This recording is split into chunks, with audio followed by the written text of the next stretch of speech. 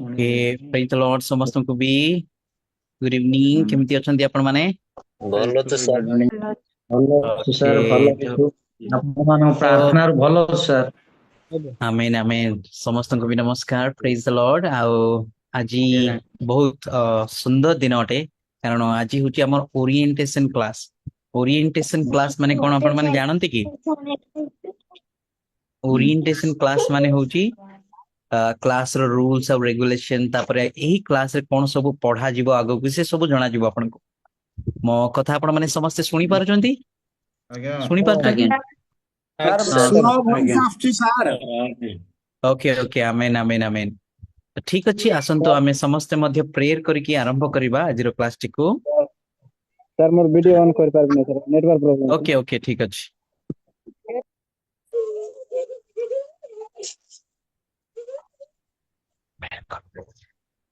ପବିତ୍ର ପରମେଶ୍ୱର, ତୁମର ମହାନାମରେ ଯୁଗେ ଯୁଗେ ଧନ୍ୟ ହଉ। ତୁମେ ଦୟା କଲ, ତୁମେ ଅନୁଗ୍ରହ କଲ, ତୁମେ ସମସ୍ତଙ୍କୁ ଏକତ୍ରିତ କରି କଢାଇ ଆଣିଲ ତୁମର ବାକ୍ୟ ଶିଖିବା ନିମନ୍ତେ।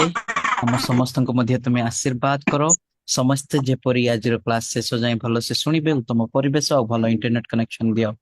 ଆଉ ସମସ୍ତେ ଯେପରି ତୁମର ବାକ୍ୟକୁ ଶୁଣି ପରିବର୍ତ୍ତନ ହେବେ, ଆଉ ଆଜିର କ୍ଲାସ ଦ୍ଵାରା ସେମାନେ ଜାଣିପାରିବେ ଆମର କ୍ଲାସ କଣ, ଆଉ ଓରିଏଣ୍ଟେସନ କ୍ଲାସ ଦ୍ଵାରା ସେମାନେ ସବୁ ନିୟମ ଶିଖି ଆଗାମୀ ଦିନ ମାନଙ୍କରେ ଭଲସେ ପାଳିବେ। ସେଥିଲାଗି ସାହାଯ୍ୟ କର।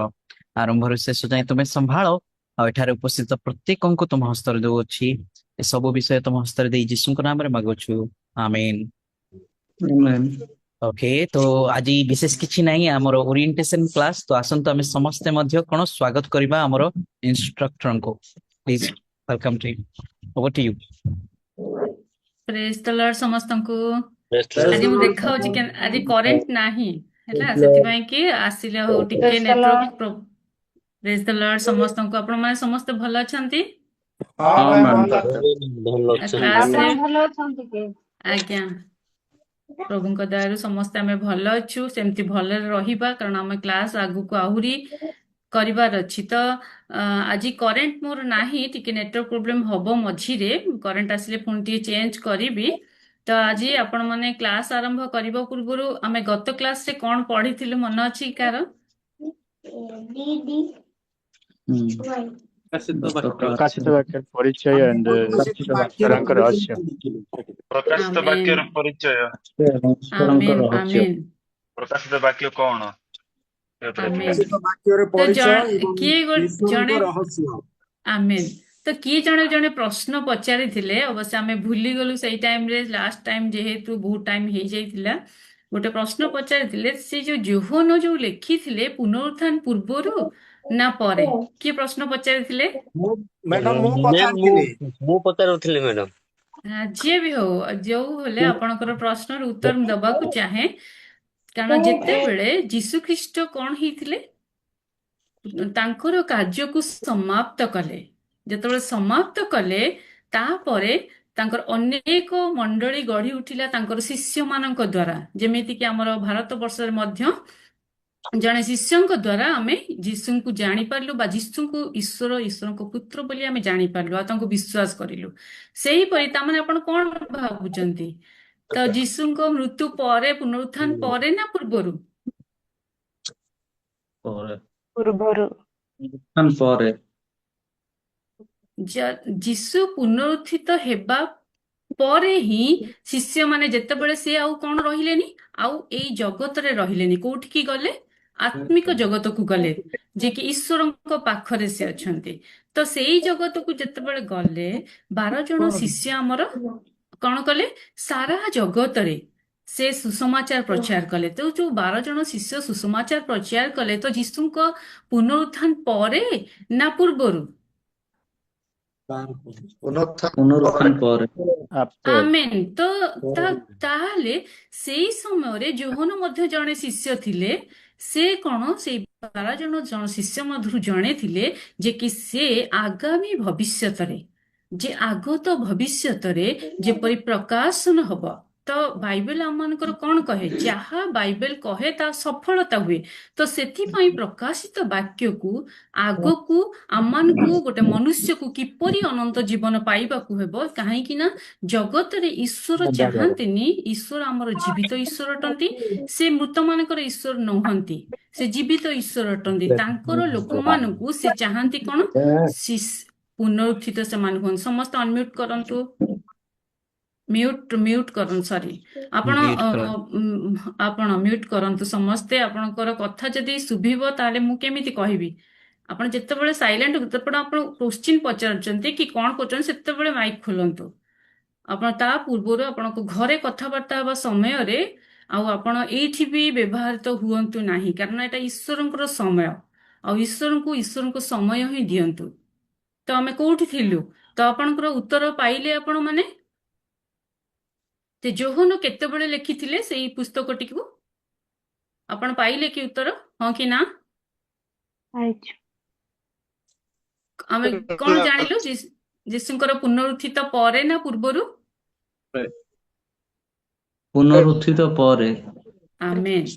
ତ ଯୋହନଙ୍କ ଦ୍ୱାରା ପ୍ରକାଶ ହେଲା କଣ? ତାପରେ କଣ ଘଟିବ?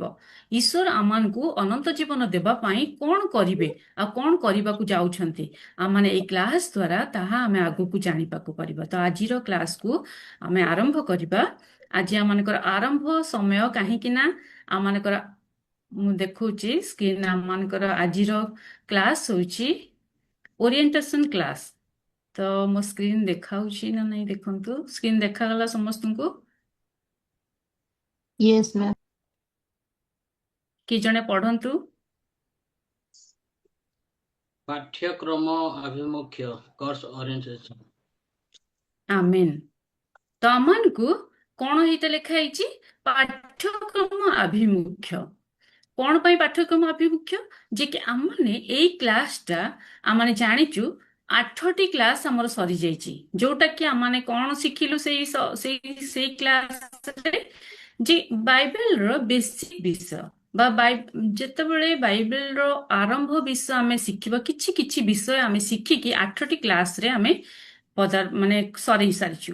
କିନ୍ତୁ ଏଇଟା କଣ? ପାଠ୍ୟକ୍ରମ ଆଭିମୁଖ୍ୟ ମାନେ କଣ? ଆମେ ଆରମ୍ଭ କରିବାକୁ ଯାଉଛୁ ଆମମାନଙ୍କର କଣ୍ଟିନ୍ୟୁ କ୍ଲାସ, ଯୋଉଟା କି ଆମେ ଯେପରି କଲେଜରେ କୌଣସି ବିଷୟ ଆଡମିସନ କରିବାକୁ ହେଲେ, ତାପରେ ଆମେ ଆଡମିସନ କଲା ପରେ ଆପଣ ମାନେ ଆଉ କାହାର ଏଣ୍ଟ୍ରି ହେଇପାରିବ ନାହିଁ। ଆପଣ ଯେତିକି ଜଣ ଅଛନ୍ତି ସେତିକି ଜଣକୁ ନେଇକି ଆମେ କ୍ଲାସ କରିବା। ତ ଆପଣ ମାନେ କଣ କରିବେ? ଯଦି ଆପଣ ମାନେ ନୂଆ, ଆପଣଙ୍କର ଭାଇ ଭଉଣୀ, ଯଦି ଆପଣ ସମସ୍ତେ ରେଜିଷ୍ଟ୍ରେସନ କରିଛନ୍ତି, ଯେତେ ଜଣ ଆମେ ଜଏନ କରିଛୁ, ଆମେ ରେଜିଷ୍ଟ୍ରେସନ କରିଛୁ। Yes, ma'am. ଆମେନ୍। ହଁ ସିଷ୍ଟର। ଯଦି ରେଜିଷ୍ଟ୍ରେସନ ନ କରିଛୁ ତ ରେଜିଷ୍ଟ୍ରେସନ ଆପଣ ମାନେ କରନ୍ତୁ। ମ୍ୟାଡାମ କାରଣ ଜାଣିପାରିନି ମୁଁ ରେଜିଷ୍ଟର୍ଡ ଅର ନଟ୍। ଆପଣ ଯିଏ ଆପଣଙ୍କୁ ଲିଙ୍କ ପଠେଇଛନ୍ତି, ଆପଣ ତାଙ୍କୁ ଯଦି ପଚାରିବେ ତ ଆମେ କନଫର୍ମ କରିଦେବୁ, କାରଣ ଆମେ ସମସ୍ତଙ୍କୁ ତ ଜାଣିନୁ। ଆଜିଠୁ କିନ୍ତୁ ଆଜି ଆମେ ପରସ୍ପର ସମସ୍ତଙ୍କୁ କ୍ଲାସର ଆରମ୍ଭ। ସେଥିପାଇଁ କି ଆମେ ପରସ୍ପର ନ ଜାଣିଲେ ଏଇ କ୍ଲାସକୁ ଆମେ ଆରମ୍ଭ କରିପାରିବା ନାହିଁ। ତ ଆଜି ଆମେ ଏଇ ବାଇବେଲ ଏକାଡେମୀ ଆମମାନଙ୍କର କଣ, ଯେ ପାଠ୍ୟକ୍ରମ ଆଭିମୁଖ୍ୟ କଣ ନା, ଯେ କି ଏଇ ଯୋଉ କ୍ଲାସଟି ଆମମାନଙ୍କର ସାରା ବିଶ୍ୱରେ ଏଇ କ୍ଲାସ ଆମର ଚାଲୁଛି। ଯେ କି ସେମାନେ କଣ, ପ୍ରତ୍ୟେକ ବର୍ଷ 1 ଲକ୍ଷରୁ ଅଧିକ ଲୋକମାନେ ପାଠ ପଢିକି ସେମାନେ ଏଇ କ୍ଲାସକୁ କରିକି, ଏଇ ଆତ୍ମିକ ଖାଦ୍ୟକୁ ଭୋଜନ କରିକି ସେମାନେ କଣ ହଉଛନ୍ତି, ଯେ ଉପର ଲେବଲ, ମାନେ କି ଯୋଉଠିକି କଣ ସେମାନେ, ଯୋଉଟା କି ଆମେ କହୁଛୁ ଯେମିତି କି ପାଉଛନ୍ତି ସେମାନେ, ଯେ କି ସେମାନେ ଏଇ କ୍ଲାସକୁ ଖାଲି ଏଇଠି ନୁହେଁ, ସାରା ବିଶ୍ୱରେ 200ରୁ ଅଧିକ ଦେଶରେ ଆମମାନଙ୍କର ଏଇ କ୍ଲାସଟି ଚାଲିଅଛି। ତ ସେମାନେ କଣ କରନ୍ତି? ଏଇ ଶିକ୍ଷାକୁ ଲାଭ କରନ୍ତି, ଶିଖନ୍ତି, ଆଉ ପୁଣି ସେମାନେ ସେଇ ଗ୍ରାଜୁଏସନ ସେରିମନିରେ ସେମାନେ ଯୋଗ ଦିଅନ୍ତି। ତାମାନେ ଜାଣିଛୁ। ତ ଆଜିର ଆମମାନଙ୍କୁ ଏଇ ଶିକ୍ଷାକୁ ଶିଖିବାକୁ ହେଲେ ଆମମାନଙ୍କର ବ୍ୟାଚ୍ ନମ୍ବର କଣ ଆମମାନଙ୍କୁ ଜାଣିବାକୁ ହେବ। ଲେଖା ହେଇଛି, ଆମମାନଙ୍କର ବ୍ୟାଚ୍ ନମ୍ବର ଲେଖା ହେଇଛି। କାହାକୁ ଦେଖାଉଛି? ସମସ୍ତଙ୍କୁ ହଁ ମ୍ୟାମ୍ କଣ ଲେଖା ହେଇଛି? 164 ମ୍ୟାମ୍ 164 ମ୍ୟାମ୍ ଓଡି ଆପଣ 164 ଜାଣନ୍ତୁ। ହଁ, ତା ପୂର୍ବରୁ ତାମାନେ କେତେଟା କ୍ଲାସ ଯାଇଛି ଆପଣ ଚିନ୍ତା କରନ୍ତୁ। ତ ଆମମାନଙ୍କର ବ୍ୟାଚକୁ ଆମକୁ ମନେ ରଖିବାକୁ ପଡିବ। ଓଡି 164 ବ୍ୟାଚରେ ଆମେ କ୍ଲାସ ଆରମ୍ଭ କରିବା। ତ ଏଇଠିକି ଯେତେବେଳେ ଆମେ କ୍ଲାସ ଆରମ୍ଭ କରିବାକୁ ଯାଉଛୁ, ତାହେଲେ ଆମମାନେ କଣ ଖାଇବା, ଏଠି ଆମେ କଣ ପାଇଁ ଆସିଛୁ? ଏଇ କ୍ଲାସ ଆମମାନଙ୍କର କରିବାର ଉଦ୍ଦେଶ୍ୟ କଣ? ଉଦ୍ଦେଶ୍ୟ କଣ? ଆମେ ଆସିଛୁ, ଆମେ କିଛି ଉଦ୍ଦେଶ୍ୟ ନେଇକି ଏଠିକି ଆସିଛୁ ତ ସମସ୍ତେ। ତ ଆମେ ଜଣେ ମାଇକ୍ ଖୋଲିବ କି କହିବା କଣ ଉଦ୍ଦେଶ୍ୟ ଆମର କ୍ଲାସର? ବାଇବେଲର ଆଜି ଉଦ୍ଦେଶ୍ୟ ଆମମାନଙ୍କର କଣ? ବାଇବେଲ ଶିଖିବା। ବାଇବେଲକୁ କେମିତି, ଯେ ବାଇବେଲକୁ ଉତ୍ତମ ଭାବରେ ଭୋଜନ କରିବା। ବାଇବେଲର ପ୍ରକୃତ ବାଇବେଲରେ କଣ ଅଛି? ଈଶ୍ୱରଙ୍କର ବାକ୍ୟ ରହିଛି। ସେଇ ବାକ୍ୟକୁ ଆମମାନେ ଭୋଜନ କରିବାକୁ ହେବ। ତାହା ପାଇଁ ଆମମାନଙ୍କୁ ମାନେ ଏଇ ଓରିଏଣ୍ଟେସନ ବା ଏଇ ପାଠ୍ୟକ୍ରମକୁ ଆରମ୍ଭ କରିବା ପୂର୍ବରୁ କିଛି ସମୟ ଆଜି ବାକ୍ୟ କହିବା। ତାପରେ ଆମ କ୍ଲାସର ନିୟମାବଳୀ ଗୁଡ଼ିକ ଆମମାନେ ଆପଣମାନଙ୍କୁ ଆଜି ଜଣେଇବାର ଅଛି। କାରଣ ନିୟମାବଳୀ ନ ଜଣେଇଲେ ଆମମାନେ ଆଗକୁ କ୍ଲାସ ବଢିବାକୁ ପାରିବା ନାହିଁ। କାରଣ ସବୁଠି ଆମମାନଙ୍କର ଗୋଟେ ନିୟମ ଲାଗୁ ରହିଛି, ଯେପରିକି ସେଇ ନିୟମକୁ ପାଳନ କଲେ ଆମମାନେ ଏଇ କ୍ଲାସରେ ଆଗକୁ ବଢିବାକୁ ପାରିବା। ତ ଆମମାନଙ୍କୁ ପ୍ରଥମେ ଆମମାନଙ୍କୁ ଈଶ୍ୱରଙ୍କର ବାକ୍ୟକୁ ନେଇକି ଯିବାକୁ ପଡିବ। ଆମେ କିଛି ସମୟ ଈଶ୍ୱରଙ୍କର ବାକ୍ୟ ଦେଖିବା, ତାପରେ ଆମ କ୍ଲାସର ପୁରା ନିୟମାବଳୀକୁ ଆମମାନଙ୍କୁ ଦେଖିବାକୁ ପଡିବ। ତ ଆମମାନେ ଯେତେବେଳେ ବ୍ୟବହାର କରୁ ଯେ ଈଶ୍ୱରଙ୍କର ବିଜୟ କଣ, ଆମେ ସମସ୍ତେ ଜାଣିଛୁ। ଈଶ୍ୱରଙ୍କର ବିଜୟ କଣ? ଈଶ୍ୱରଙ୍କର ବିଜୟଟାକୁ କାହାକୁ ସହିତ ତୁଳନା କରାଯାଇଛି? ଈଶ୍ୱରଙ୍କର ବାକ୍ୟ ଈଶ୍ୱରଙ୍କ ବାକ୍ୟ ଆମେନ୍। ତ ଆଜିର ବାଇବେଲ ରିଡର କିଏ? ଜଣକୁ କୁହନ୍ତୁ ବାଇବେଲ ରିଡର ହବା ପାଇଁ। ଜଣକୁ ହିଁ କରନ୍ତୁ।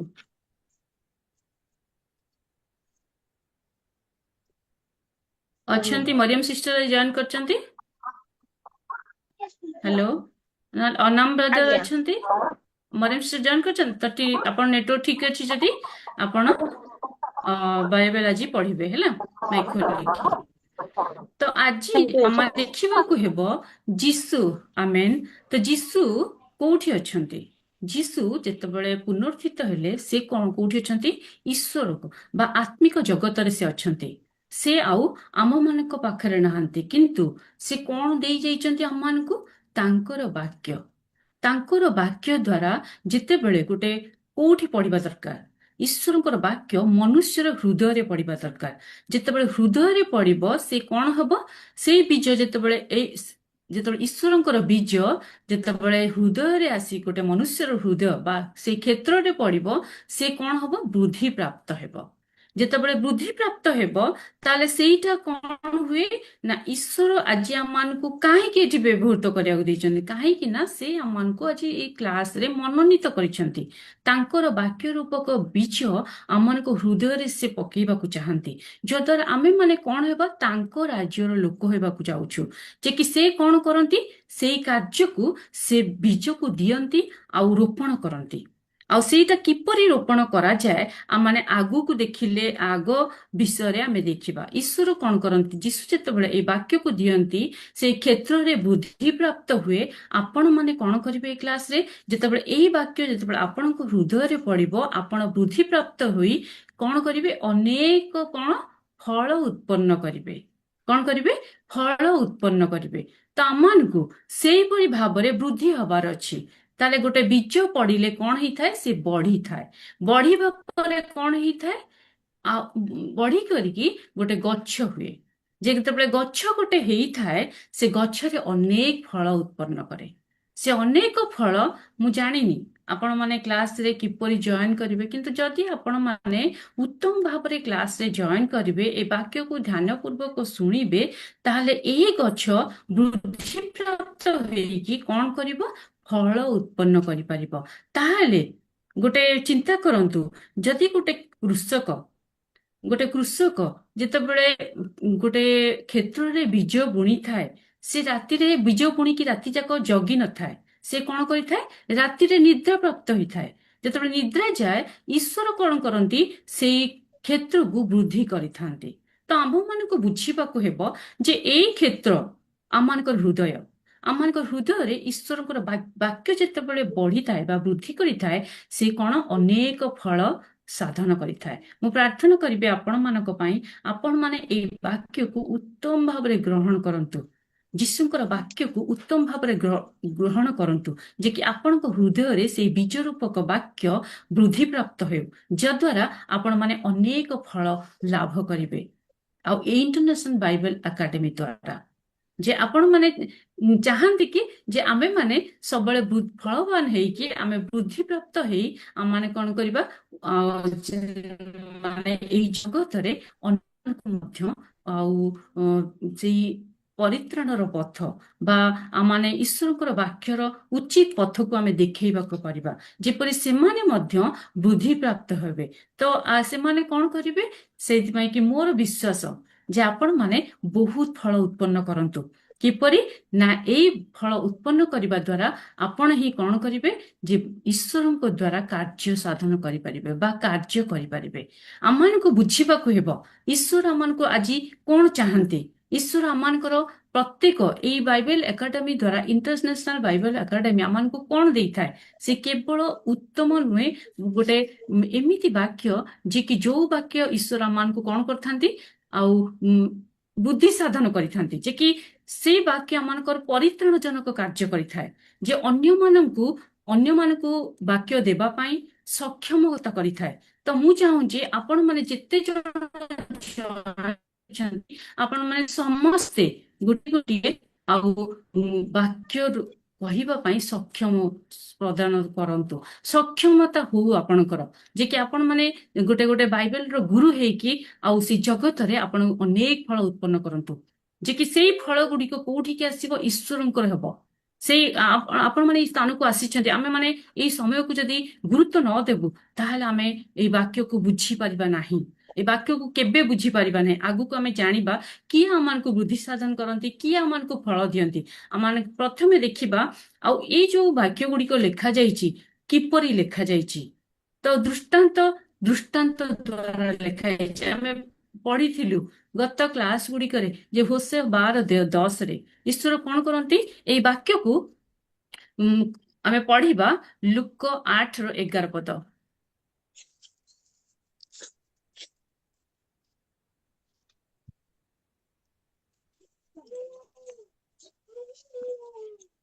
ଦୃଷ୍ଟାନ୍ତର ଭାବ ଏହି ବିହନ ଈଶ୍ୱରଙ୍କର ବାକ୍ୟ।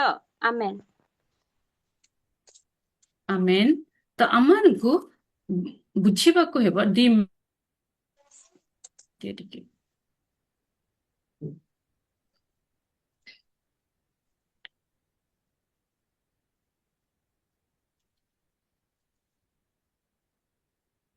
ଆମେ ପଢିଲୁ କଣ?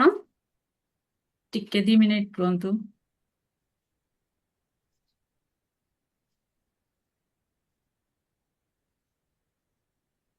ଏଇ ବାକ୍ୟ ଯେତେବେଳେ ମୁଁ ଆଉ ଟିକେ ପଛରୁ ପଢଉଛି, ଯେ କି ଯେତେବେଳେ ବାକ୍ୟ ପଢିବା ମୁଁ ପ୍ରାର୍ଥନା କରିବି ଯେ ଆପଣମାନେ ସମସ୍ତେ ଯେପରି କଣ କରନ୍ତୁ? ଫଳ ଉତ୍ପନ୍ନ କରନ୍ତୁ। ଫଳ ଉତ୍ପନ୍ନ କରି ଏଇ ଜଗତରେ ଈଶ୍ୱରଙ୍କ ଲୋକମାନଙ୍କୁ ଈଶ୍ୱରଙ୍କ ରାଜ୍ୟକୁ ଆଣନ୍ତୁ। କାହିଁକି ନା ଏହା ହଉଛି ଆମମାନଙ୍କର କର୍ତ୍ତବ୍ୟ।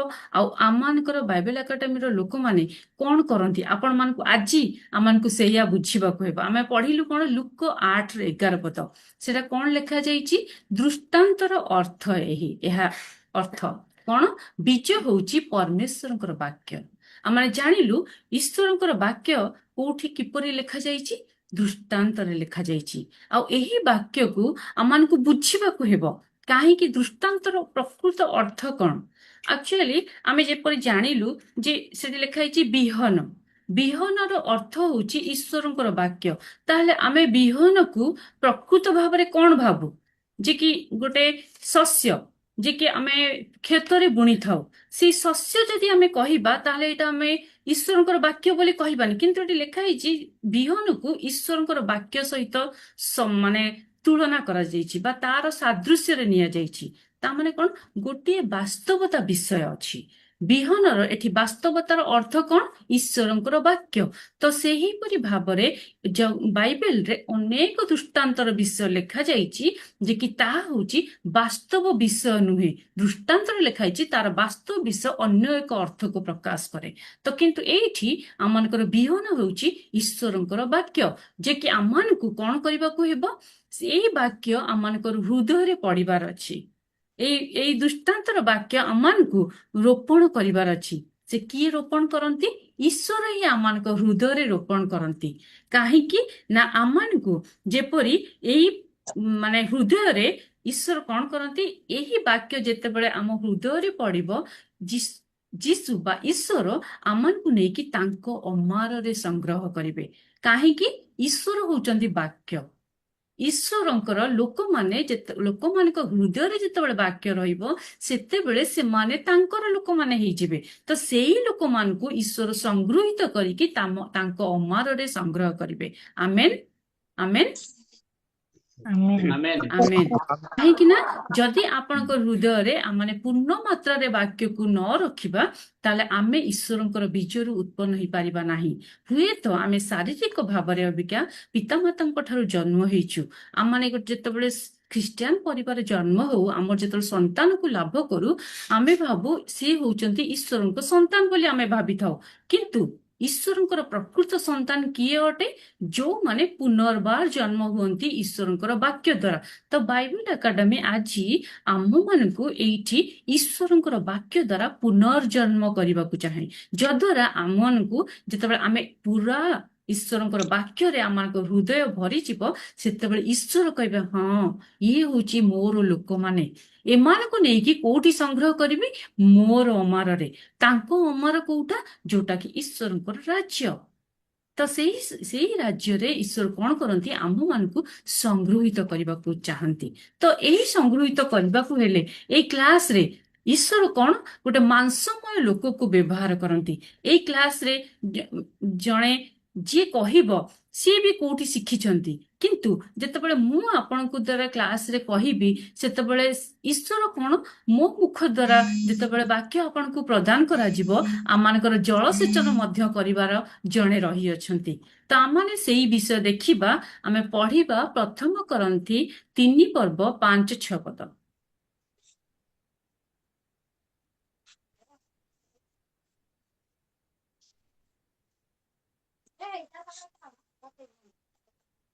ପଢିବା କି?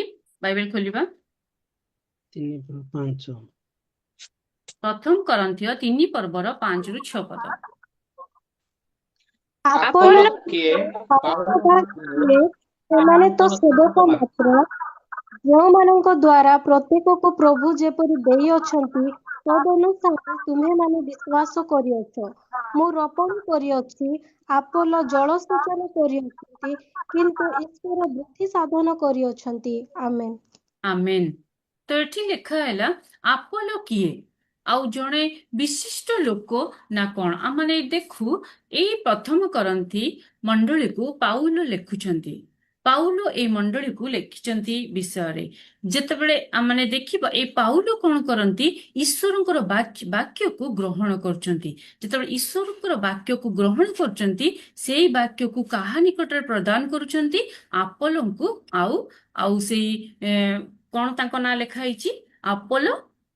ଆପୋଲୋଙ୍କୁ ସେ ପ୍ରଦାନ କରୁଛନ୍ତି। ଯେତେବେଳେ ଆପୋଲୋଙ୍କୁ ପ୍ରଦାନ କରୁଛନ୍ତି, ସେ ହଉଛି ସେ ବାକ୍ୟକୁ ଗ୍ରହଣ କରୁଛନ୍ତି। ତ ଆମମାନଙ୍କୁ ବୁଝିବାକୁ ହେବ ଏଇଠି ତାହେଲେ ପାଉଲ କିଏ? ଆମମାନଙ୍କୁ ବୁଝିବାକୁ ଏଠି ପାଉଲ କିଏ? Servant of the Lord. ଆମେନ୍। ତ ସିଏ ହଉଛନ୍ତି ଈଶ୍ୱରଙ୍କର ଆଉ ସେଇ ଜଣେ ଜଣେ ସେବକ। ଆଉ ତାଙ୍କୁ ଈଶ୍ୱର କଣ କଲେ? ସିଏ ଗୋଟେ ମାଂସମୟ ଶରୀର, ଈଶ୍ୱର ତାଙ୍କୁ ବାକ୍ୟ ଦ୍ୱାରା ତାଙ୍କୁ ବ୍ୟବହୃତ କଲେ। ତ ତିମୋଥୀ ଆଉ ପାଉଲ ସେମାନେ କଣ ତାଙ୍କଠୁ ସେ କଣ କଲେ? ସେଇ ବାକ୍ୟକୁ ଗ୍ରହଣ କଲେ। ତାହେଲେ ସେ ଯେତେବେଳେ ଗ୍ରହଣ କଲେ, ଏଠି ଲେଖାଯାଇଛି ମୁଁ ରୋପଣ କରିଅଛି, ଆପୋଲୋ ଜଳସେଚନ କରିଅଛନ୍ତି।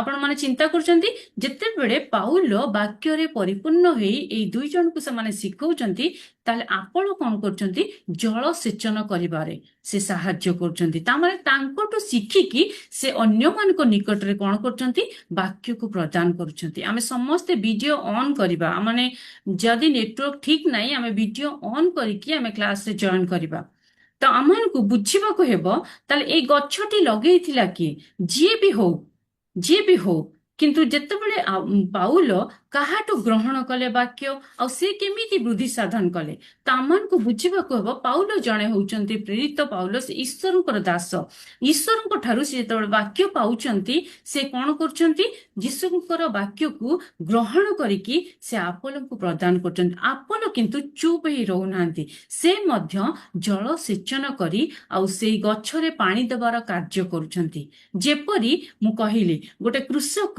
କଣ କରେ ଯେତେବେଳେ ଗୋଟେ କ୍ଷେତରେ ବୀଜ ବୁଣେ ସେ କଣ କରେ ରାତିରେ ଶୋଇ ପଡେ ସେ କିନ୍ତୁ ଆଶା କରିଥାଏ କଣ କରେ ମୁଁ ବହୁତ ଫଳ ଉତ୍ପନ୍ନ କରିବି ଆଉ ସେଇ କାର୍ଯ୍ୟକୁ ଆପଣ ମାନେ ଜାଣନ୍ତି ଈଶ୍ୱର ହିଁ ସେଇ ତାର ଗଛକୁ ବୃଦ୍ଧି କରିଥାନ୍ତି ଆଉ ସେ କଣ କରିଥାନ୍ତି ଅନେକ ଫଳ ଉତ୍ପନ୍ନ କରେ ଯଦି ଏଇପରି ଭାବରେ ଶାରୀରିକ ଭାବରେ ଆମେ ଚିନ୍ତା କରୁଛୁ ତାହେଲେ ଆତ୍ମିକ ଭାବରେ କଣ ତ ଆପଣ ପାଉଲ ଏଠି ସେ କଣ କରୁଛନ୍ତି ପୂର୍ଣ୍ଣ ମାତ୍ରାରେ ସେ ବାକ୍ୟକୁ ଗ୍ରହଣ କରିକି ତାଙ୍କର ସେବକ ମାନଙ୍କୁ ସେ କଣ କରୁଛନ୍ତି ପ୍ରଦାନ କରୁଛନ୍ତି ଆଉ ସେମାନେ ଚୁପ୍ ହେଇ ନ ରହି ସେଠି ଲେଖା ହେଇଛି କଣ ମୁଁ ରୋପଣ କରିଅଛି ଆପୋଲ ଜଳ ସେଚନ କରିଅଛନ୍ତି ସେ କଣ କରୁଛନ୍ତି ଆଉ କିନ୍ତୁ ଏ ସବୁ ବିଷୟର ବୃଦ୍ଧି ସାଧନ ତାହେଲେ କିଏ କରିବେ ବୃଦ୍ଧି ସାଧନ କିଏ କରିବେ ପାଉଲ ସିନା ବାକ୍ୟ ପ୍ରଚାର ଆମେନ୍ ତ ସେଇଠି ଉତ୍ତର ଲେଖା ହେଇଛି ଈଶ୍ୱର ବୃଦ୍ଧି ସାଧନ ବାକ୍ୟରେ ହିଁ ଅଛି ଓ ପଦରେ 6 ପଦରେ ହିଁ ଅଛି ଈଶ୍ୱର ହିଁ କଣ କରନ୍ତି ବୃଦ୍ଧି ସାଧନ କରନ୍ତି ତ ଆଜି ଆମମାନଙ୍କୁ ବୁଝିବାକୁ ହେବ ଏ ଇଣ୍ଟରନ୍ୟାସନାଲ ବାଇବେଲ ଏକାଡେମୀ ଦ୍ୱାରା ମୁଁ ସିନା ଆପଣଙ୍କୁ ବାକ୍ୟ ଦେବି ଆଉ ଜଳସେଚନ କରିବେ ଆମମାନଙ୍କର ଯିଏ ଏଭାଞ୍ଜେଲିଷ୍ଟ ଅଛନ୍ତି ଜେମ୍ସ ଜନ୍ଦୁସାନି ଆମେ ଏଭାଞ୍ଜେଲିଷ୍ଟ କହୁଛୁ ତ ସେ ଏଭାଞ୍ଜେଲିଷ୍ଟ କଣ କରିବେ ସେ ଜଳସେଚନର କାର୍ଯ୍ୟ ଆରମ୍ଭ ସେ କରିବେ ଆପଣଙ୍କୁ ତାହେଲେ ଆପଣ ମାନଙ୍କୁ କିଏ ବୃଦ୍ଧି କରିବ ଈଶ୍ୱର ହିଁ ବୃଦ୍ଧି କରିବେ ଆପଣଙ୍କୁ ମତେ ସିନା ସେଇ ଏଭାଞ୍ଜେଲିଷ୍ଟ ଆଉ ମତେ ଈଶ୍ୱର ବ୍ୟବହାର କରୁଛନ୍ତି କିନ୍ତୁ ବୃଦ୍ଧି କରିବେ ଈଶ୍ୱର କେତେବେଳେ ବୃଦ୍ଧି କରିବେ ଯେତେବେଳେ ଆମେ ଏଇ କ୍ଲାସକୁ ମନୋଯୋଗ ସହିତ ଶୁଣିବା ଆଉ ଏଇ କ୍ଲାସକୁ କଣ କରିବା ଉତ୍ତମ ଭାବରେ ଜଏନ୍ କରିବା ଆଉ ଯେତେବେଳେ ବାକ୍ୟକୁ ନ ବୁଝି ପାରୁଛୁ ପଚାରିବା ତ ଆମମାନଙ୍କର ଡାଉଟଟା କଣ ହବ କ୍ଲିୟର ହେବ ସେତେବେଳେ ସେଥିପାଇଁ ସେମାନେ ପ୍ରଚାର କରିବା ପାଇଁ ମାନେ ଉତ୍ତମ ଭାବରେ ସେ ମାନେ ସାହସର ସହିତ ପ୍ରଚାର କରିପାରୁଥିଲେ କାହିଁକି ନା ସତ୍ୟକୁ ଧରିଥିଲେ ତ ଆପଣମାନଙ୍କୁ ମଧ୍ୟ ସେଇ ବିଷୟ ବୁଝିବାକୁ ହେବ ଆଜି ଆମମାନେ ସତ୍ୟର ବାକ୍ୟ ପ୍ରଚାର କରିବାକୁ ଯିବାକୁ ହେଲେ ସବୁ ବିଷୟ ଆମମାନଙ୍କୁ ଜାଣିବାକୁ ହେବ ଜାଣିଲେ ହିଁ ଆମେ କଣ କରିପାରିବା ଯେ ଈଶ୍ୱରଙ୍କ ନିକଟରେ ଈଶ୍ୱର ଆମମାନଙ୍କୁ କଣ କରିପାରିବେ ବୃଦ୍ଧି କରିବେ ଆଉ ବୃଦ୍ଧି ସାଧନ ଦ୍ୱାରା ଈଶ୍ୱର ଆମଠୁ କଣ ଚାହାନ୍ତି ସେ କଣ ଚାହାନ୍ତି ଆମମାନଙ୍କ ଠାରୁ ଆମେ ବୃଦ୍ଧି ହେଲା ପରେ ଈଶ୍ୱର ଆମଠୁ ଆମେ ପଢିଥିଲୁ ବି ଆମେନ୍ ଫଳ ଚାହାନ୍ତି ଆମେ ପଢିବା ଗାଲାତି ତାର 5 ପର୍ବ ଆଗ ପଢିବା ଗାଲାତି 5ର 22-23 5 ପର୍ବର 22-23 ପଦ କିନ୍ତୁ ଆତ୍ମାଙ୍କ ଫଳ ପ୍ରେମ ଆନନ୍ଦ ଶାନ୍ତି ଦୀର୍ଘ ସହିଷ୍ଣୁତା ପରୋପକାରିତା ଭଦ୍ରତା ବିଶ୍ୱତା ମୃଦୁତା ଆତ୍ମସଂଯମ ଏହି ସମସ୍ତ ବିରୁଦ୍ଧରେ କୌଣସି ବ୍ୟବସ୍ଥା ନାହିଁ ଆମେନ୍ ତ ଯଦି ଏଠି ବୃଦ୍ଧି ନାହିଁ ଆଉ ଯଦି ଆମମାନଙ୍କର ବୃଦ୍ଧି ନାହିଁ ତାହେଲେ ଆମେ ଫଳ ଉତ୍ପନ୍ନ କରିପାରିବା ନାହିଁ ସେଥିପାଇଁ ଆମମାନଙ୍କୁ ବୃଦ୍ଧି କରିବାକୁ ହେଲେ କଣ ହବ ଏଇ ଫଳ ଗୁଡିକ ଈଶ୍ୱର ଆମମାନଙ୍କ ଠାରୁ ଚାହାନ୍ତି କିନ୍ତୁ କେତେବେଳେ ଚାହିଁବେ ଯେତେବେଳେ ଏଇ ବାକ୍ୟ ଆମମାନଙ୍କର ହୃଦୟରେ ପଡି ବୃଦ୍ଧି ହେବ ଆପଣମାନେ ଚିନ୍ତା କରନ୍ତୁ ଯେତେବେଳେ ପାଉଲ ପ୍ରଚାର କରିଥିଲେ ସେତେବେଳେ କଣ ହେଲା ସେମାନେ କଣ ବୃଦ୍ଧି ସାଧନ କଲେ ସେଥିପାଇଁ ସେମାନେ କଣ କଲେ ଅନ୍ୟମାନଙ୍କ ନିକଟରେ ପ୍ରଚାର କରିବା ପାଇଁ ସକ୍ଷମ ହେଲେ। କିନ୍ତୁ ଆଜି ଆମେ କ୍ଲାସରେ ଜଏନ୍ କରିଛୁ ତ ଆମମାନଙ୍କୁ ଫଳ ଉତ୍ପନ୍ନ କରିବାର ଅଛି। ତାହେଲେ ଆମେ କିପରି ଫଳ ଉତ୍ପନ୍ନ କରିପାରିବା? ଏଇ ଆମମାନଙ୍କର ଏଇ 9ଟି ଫଳ ଆମେ ସମସ୍ତେ ଜାଣିଛୁ, କିନ୍ତୁ ଲୋକମାନେ କହନ୍ତି ଏଇ ଫଳକୁ ଉତ୍ପନ୍ନ କରିବାକୁ ହେଲେ ଏତିକି ଫଳ ହେଲେ ଆମ୍ଭେମାନେ କଣ କରିପାରିବା? ତ ଏଇ ଫଳ ଗୁଡ଼ିକ ଆମମାନଙ୍କ ଠାରୁ ଅଧିକ ବିଜାତି ମାନଙ୍କ ପାଖରେ ଅଛି, ଯୋଉମାନେ କି ଈଶ୍ୱରଙ୍କୁ ଜାଣିନାହାନ୍ତି। କିନ୍ତୁ ଆଜି ଆମମାନଙ୍କୁ ବୁଝିବାକୁ ହେବ ଈଶ୍ୱରଙ୍କର ପ୍ରକୃତ ବୀଜ ବା ଈଶ୍ୱରଙ୍କର ବାକ୍ୟ ଯେତେବେଳେ ଆମ ହୃଦୟରେ ବୃଦ୍ଧି ହେବ, ସେତେବେଳେ ଏଇ 9ଟି ଫଳ ଆମମାନଙ୍କୁ ସୃଷ୍ଟି ହେବ ଆମମାନଙ୍କ ମଧ୍ୟରେ। କାହିଁକି ନା ଈଶ୍ୱର ଯୋଉଠି ରହନ୍ତି ସେଠି ପାପ ଆଉ ରହିବ ନାହିଁ। ଆଉ ସେଇ ସମୟରେ ସେଇ ଜାଗାରେ ଈଶ୍ୱର ଚାହାନ୍ତି ତାଙ୍କର ଲୋକ ତାଙ୍କର ହେବେ ବୋଲି। ଆଉ ସିଏ ଚାହାନ୍ତିନି ମୋର ଲୋକମାନେ ପଥଭ୍ରଷ୍ଟ ହୋଇ ଜୀବନ କାଟନ୍ତୁ। ଆଉ ସେଇ ନିୟମକୁ ସେ ତାହେଲେ ଏଇ ଯୋଉ ଫଳ ସେମାନେ ତାହେଲେ କି ପ୍ରକାର ଫଳ? ବାକ୍ୟକୁ କେବଳ ମନେ ରଖିକି କଣ କରିବା? ଆମମାନେ ଆସୁଛୁ କ୍ଲାସରେ କଣ କରିବା? କ୍ଲାସରେ ଲେଖିଦବୁ, ନୋଟବୁକ୍ ଲେଖିଦବୁ, ତା ପରଦିନ ସେଇ ନୋଟବୁକ୍ ପୁଣି ରଖିଦବୁ। କିନ୍ତୁ ଆମେ ଯଦି ହୃଦୟରେ ନ ଲେଖିବୁ ତାହେଲେ ତାହା ଫଳଦାୟକ ହେବ କି? ହେବ ନା। ତ ଆମମାନଙ୍କୁ କଣ କରିବ? କିଛି ପରିଶ୍ରମ କରିବାକୁ ପଡିବ। ଏ ବାକ୍ୟକୁ ବୁଝିବାକୁ ହେଲେ ଆଗକୁ ଆମମାନଙ୍କୁ ବୁଦ୍ଧି ଯଦି ଆମମାନଙ୍କର ଯଦି ବୁଦ୍ଧି ରୂପକ ଯେ କି ଆମେ ଶିଶୁ ପରି ନ ହୋଇ ଟିକେ ବୟପ୍ରାପ୍ତ ପରି ହେବା। କାରଣ ଆମମାନଙ୍କର ବୟସ କାହାକୁ ଏଠି ଗୋଟେ 13 ବର୍ଷ 14 ବର୍ଷ ବା 15 ବର୍ଷ ଆମମାନଙ୍କୁ ଏପରି ନାହିଁ। ଆମମାନଙ୍କୁ ତାଠୁ ଅଧିକ ଆମମାନେ ଏଇ ସ୍ଥାନରେ ଯୋଗ ଦେଇଛୁ, ଅଧିକ ବୟସ ପ୍ରାପ୍ତ ଲୋକମାନେ। ତ ଆମମାନଙ୍କୁ ଆଜି ବାଇବେଲ ପଢୁଛୁ, କିନ୍ତୁ ବାଇବେଲ ପଢିବାକୁ ହେଲେ ବାଇବେଲର ମୂଳ ବିଷୟ ବା ତାର ଗୁପ୍ତ ବିଷୟ ଗୁଡ଼ିକ, ତାର ପ୍ରକୃତ ଅର୍ଥ ବିଷୟ ଗୁଡ଼ିକ ଜାଣିବାକୁ ହେଲେ ଆମମାନଙ୍କୁ କିଛି ପରିଶ୍ରମ କରିବାକୁ ପଡିବ। ଆଉ ଖାଲି ନୋଟବୁକ୍ରେ ଲେଖନ୍ତୁନି, ତାକୁ କଣ ମନ ଆଉ ହୃଦୟରେ ରଖନ୍ତୁ। ଯଦ୍ୱାରା ଈଶ୍ୱର ସେଇ ବୀଜକୁ ପକାଇଲେ ଆମମାନେ କଣ କରିପାରିବା? ଯେ ବୃଦ୍ଧି ସାଧନ ହେଇପାରିବା ବା ଈଶ୍ୱରଙ୍କ ରାଜ୍ୟରେ ତାଙ୍କର ଲୋକ ହେଇପାରିବା। ତ ଆମମାନଙ୍କୁ ଲୋକ ହବାକୁ ହେଲେ ଆମମାନଙ୍କୁ ଈଶ୍ୱର ତାହେଲେ ସେଇ ଗୋଟେ ପୁରସ୍କାର ରଖିଛନ୍ତି। ତ ଆମେ ପଢିବା ଗାଲାତି 6 ପର୍ବର 8 ପଦ। ସେ ଆମମାନଙ୍କୁ କଣ ଦବାକୁ ଚାହାନ୍ତି ତାହେଲେ?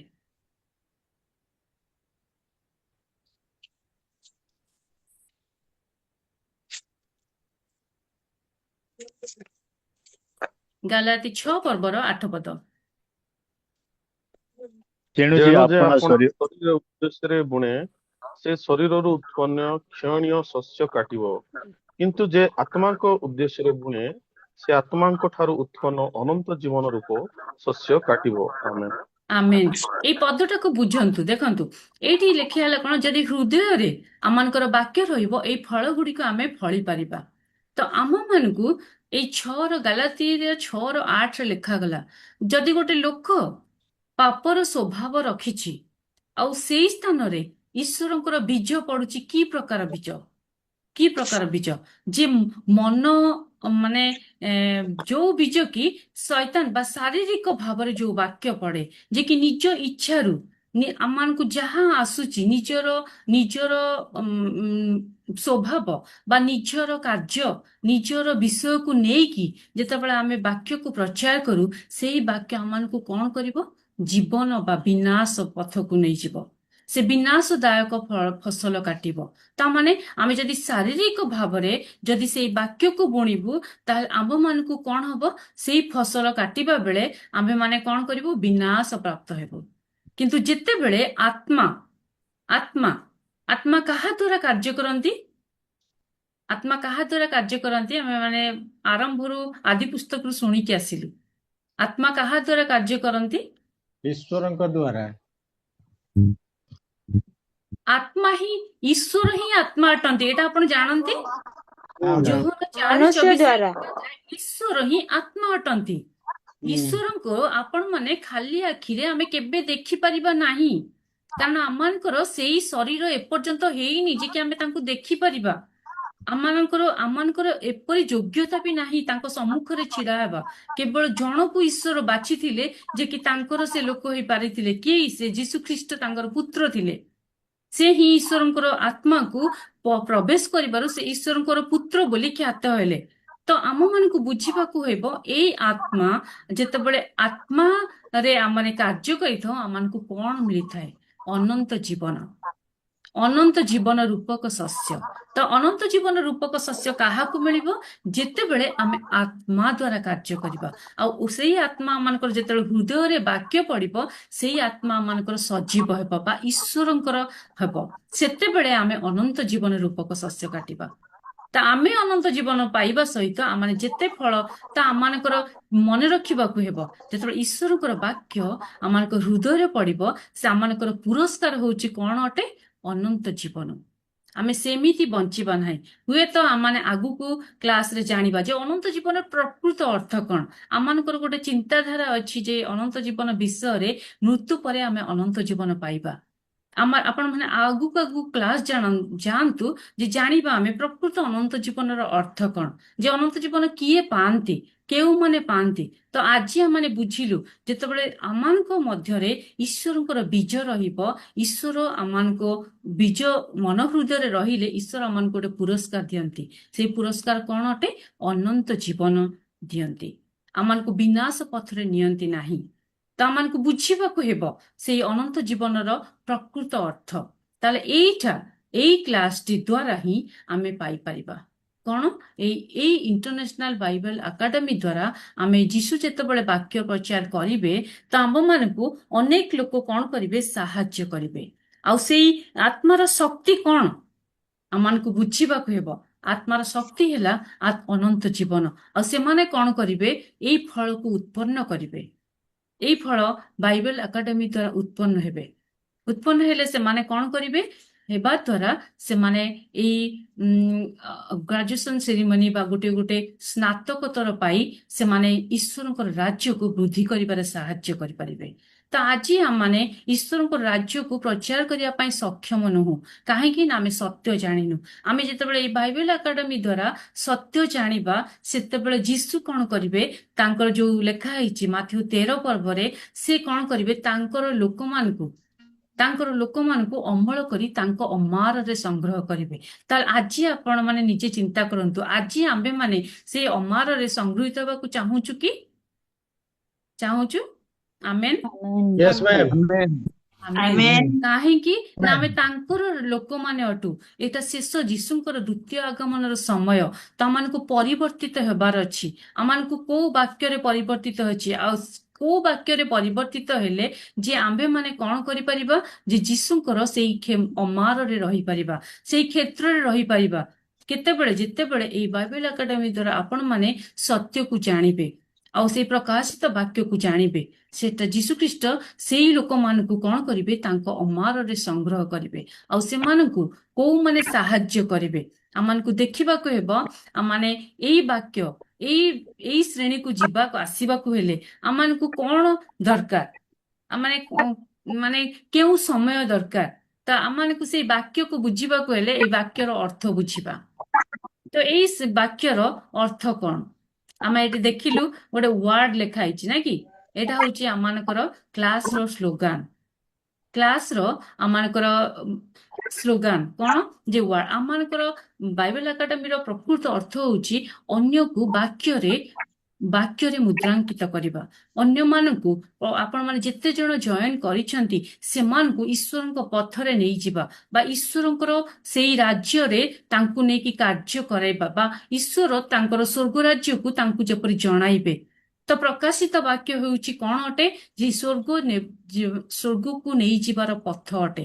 କାହିଁକି ନା ଆମମାନେ ଜାଣିଲୁ ଯେ ଆମମାନଙ୍କୁ ଏଇ ବାଇବେଲ ଏକାଡେମୀ ଦ୍ୱାରା ଆମେ ନିୟମ ବିଷୟରେ ଜାଣିଲୁ।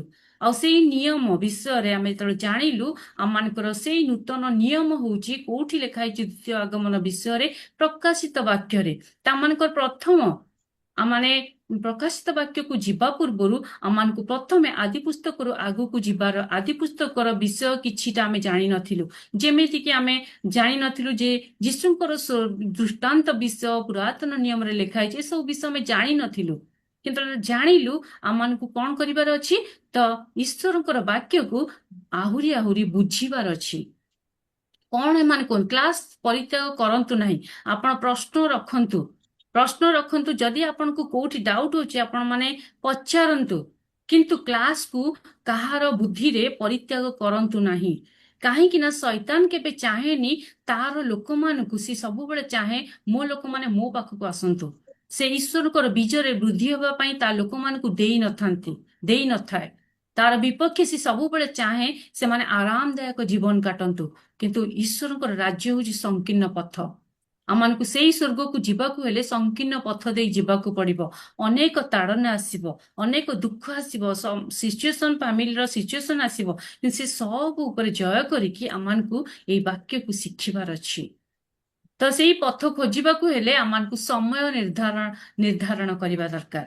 ସମୟ ଅନୁସାରେ ଆମମାନଙ୍କୁ ଜଏନ୍ କରିବା ଦରକାର। ଆଉ ଏଇ ସମୟକୁ ଖୋଜିଲେ ଆପଣମାନେ ପାଇବେ ନାହିଁ। ସେଥିପାଇଁ ଆପଣମାନେ ଯଦି ଏଇ କ୍ଲାସରୁ ବାହାରି ଯାଇକି ଯଦି 4ଟା କ୍ଲାସ ଆଉ ଜଏନ୍ ନ କରିବେ ବି ଆପଣଙ୍କୁ ଆଉ ଏଣ୍ଟ୍ରି କରାଯିବ ନାହିଁ। ଆପଣମାନେ ସେଥିପାଇଁ ଯେତେବେଳେ ଗୋଟେ କ୍ଲାସ ବନ୍ଦ କରିବେ, ସେ ତାକୁ ନୋଟ୍ ନେଇକି କ'ଣ କରିବେ, ପୁଣି ନୋଟ୍ କରିକି ପଠେଇଲେ ଆପଣ ଯାଇକି କ୍ଲାସରେ ଜଏନ୍ କରିପାରିବେ। ତ ଆପଣମାନେ ବୁଝନ୍ତୁ ସେଇ କ୍ଲାସ ଗୁଡ଼ିକର ନିୟମ କ'ଣ, ଯେ ଆମମାନଙ୍କୁ ବୁଝିବାକୁ ହେବ।